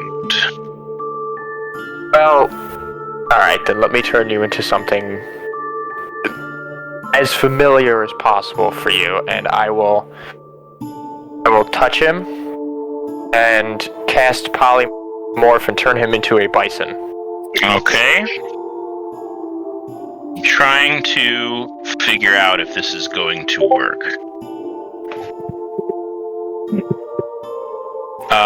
Okay. Let's see here. Because it has to do with his challenge rating. Oh, does it? Yeah, polymorph turns a creature into another creature with CR equal to or less than the level or CR of the target. Yeah, so what's the Just CR trying of to a bison? I'm talking about the CR of the target. No. Yeah, of the Onak. What is his challenge rating? Yeah, the Onak's challenge rating is really high. So we may not be strong enough. Let We may me not be look able it to- up. 1 second here. Oh, That's only Hold if on, he's hold on. considered an unwilling creature, though. Yeah. Yeah, he's a challenge rating 13. Okay. Because I'm just trying to think about magically, would your magic be able to withstand his size? Like that's your. I'm trying to logically in this. Have any limits on that though? yeah, it doesn't say anything about that. It just says. And the new form can be any beast whose challenge rating is equal to or Yeah. less than the target's. Yeah. So it has no problem turning it into a bison. Okay. So If it's willing. he's going to. Well, he's trying to understand. So I'm going to need you to explain it to him in as simple as possible, and we'll see if his insight can understand what you're saying. Because otherwise, it's definitely going to be unwilling. Because it's not going to want you casting a spell on it that it doesn't know what it does. I'm going to hit you, and you are going to become smaller so that you can go home. You will be bigger when you get home. Okay. Go ahead. Bogey. What? I know Galaxy you just Quest. did a Galaxy Quest reference, and I was waiting for somebody to do it, and Bogey never disappoints. Sorry. Go ahead and roll a persuasion check. Oh boy. Persuasion. Oh Jesus! Please roll high. Well, he's going to roll an insight. Oh come on! Let the record show I offered. Well, hold on. Guidance. Got to do it after the roll, son. Did you roll? Yeah, I already rolled. I rolled a 6. There's like 3 of us that have guidance. Why didn't know? God damn it. Stupid thing. Just trying to take a quick goddamn picture. Oh. Wow. That's a nice However, he's got a -3 for intelligence, so he got a -1. Okay, so what does that mean? He doesn't know if you're telling the truth or not, And with a persuasion that low, he's not gonna really trust what you're saying. Alright, Kravish, what the hell do I tell this thing? I'm really sorry. I wanted to give it to you, but I can't with that low of a roll. Alright. Let me step up. I'm going to go ahead and recast tongues so that I can speak to the creature. Okay. Alright, so what I'm telling if he's unwilling, he has to pass a wisdom save. That's So right. even if he's unwilling, you can still force him into polymorph. Let's try and avoid that. This thing. Yeah, I don't I'm want just to force him. Alright, I'm This going thing to might tell be- him we are working on a plan to get you home. The problem is you are so big you can't fit through our gateway. What we want to do... Yes, you are very big. We need to make you smaller so you can go home through the gate. We need to use magic to make you smaller so that you can walk through our gateway.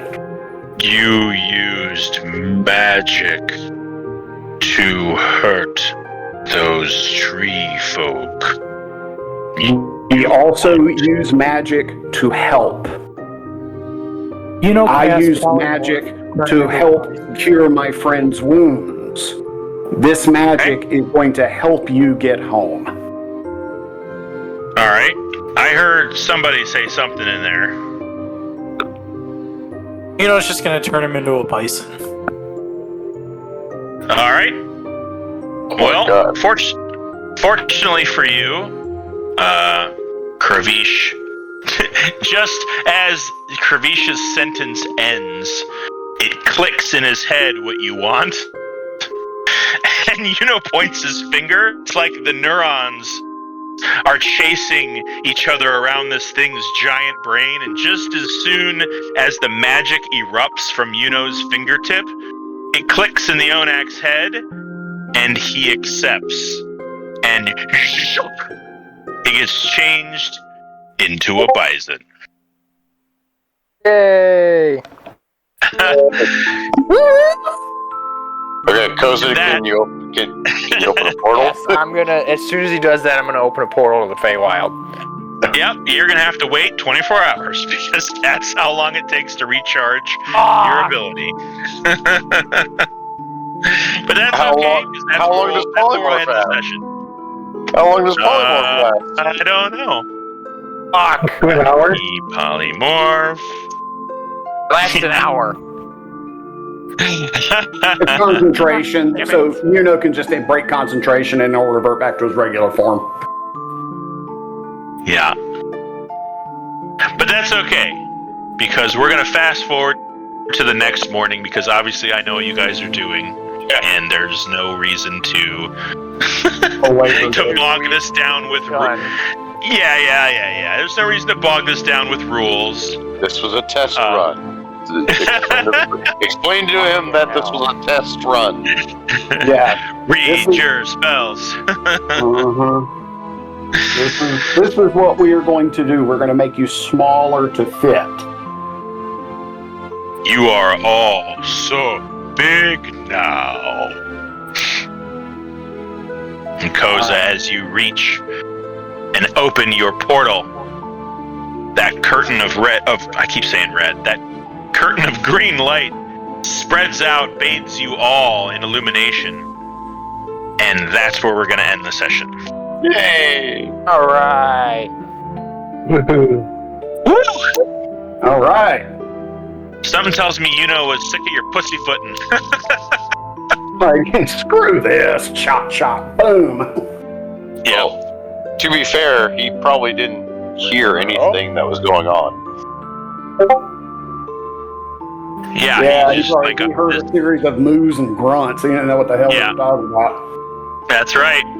All right, folks. Yuno is nothing if not impatient. Yes. He is impatient for results, damn it. Okay, so we're looking at the 21st for our next session. How's that look with you guys? good. Fine with me. Fine to me. I am good, Cool. but then I will miss Well- the next two. You will miss the next two. Yeah. Those will definitely First- be the most important arcs in the whole thing. Of course. Of course. Of course. It is imperative you be there, and you won't. I just found out yesterday that it's in my contract that I can't freaking strike. You can't strike. No, I would like you to know that I make not enough money. Yeah. But like by a lot. And like I'm like, I mean, they're delaying our contract negotiations at the moment. I'm like, that's well, fun. we'll just strike. Yeah, it's fine. My partner, who has read the entire BA, is like, nope. I'm like, are you fucking No strike for kidding me? you. No strike No. for That you. sucks. So, quick point All right. of order. When you say we fast forwarded to the next day, so I'm assuming that we've all had our long rest. Yes. Yeah. Okay. After the game, you guys can go ahead and apply long rest status to your characters. Obviously, him coming back 5 hours later, realizing that his tiara only works once per day. We can retro that you guys didn't waste that polymorph, that you waited until the next morning. That's all fine. Okay, cool. But the Feywild awaits you all next session. Woo woo! All right. I'm excited. Cool. I'm looking forward to that. What are you So- changing to the Copus? Oh yeah. I'll show you in the chat. It's one change, but it's pretty strong just because I forgot to put it in there. And I'm gonna have to apply it because otherwise that's a broken weapon. I mean, yeah. And it's I only thought- rare. This would be legendary, beyond legendary status. Like, I thought you knew what you were handing over, but... Yeah, well, the thing is I've got that item card on two different computers, and the one that I originally created it with has that in there, and I gave that to you from this computer that I've got here, and it's on my work computer. The real one's on my work computer, so you'll understand. And it's not gonna like make it super weak. It's just gonna take away the Superman status, is all. Yeah. So. Yeah, okay. And I'll change it and I'll put it in the magic items chat. And if any of you guys, like for instance, I forgot that the Maven has the Cobalt Dagger. If you want to either find that item card or I can make one for you, and I'll put that in the chat. I think it's a good idea to have all of the magic items in one place that you guys can just check out if you need to reference it real quick. I forgot she had that. You gave it Yeah. to me, didn't you? Like a I think so. Yeah. So, I'm the keeper of daggers. Come on now. that's right. So we'll see you all in a couple weeks. Alrighty. All right, guys. All right. Bye. See ya. Bye. Bye. Bye.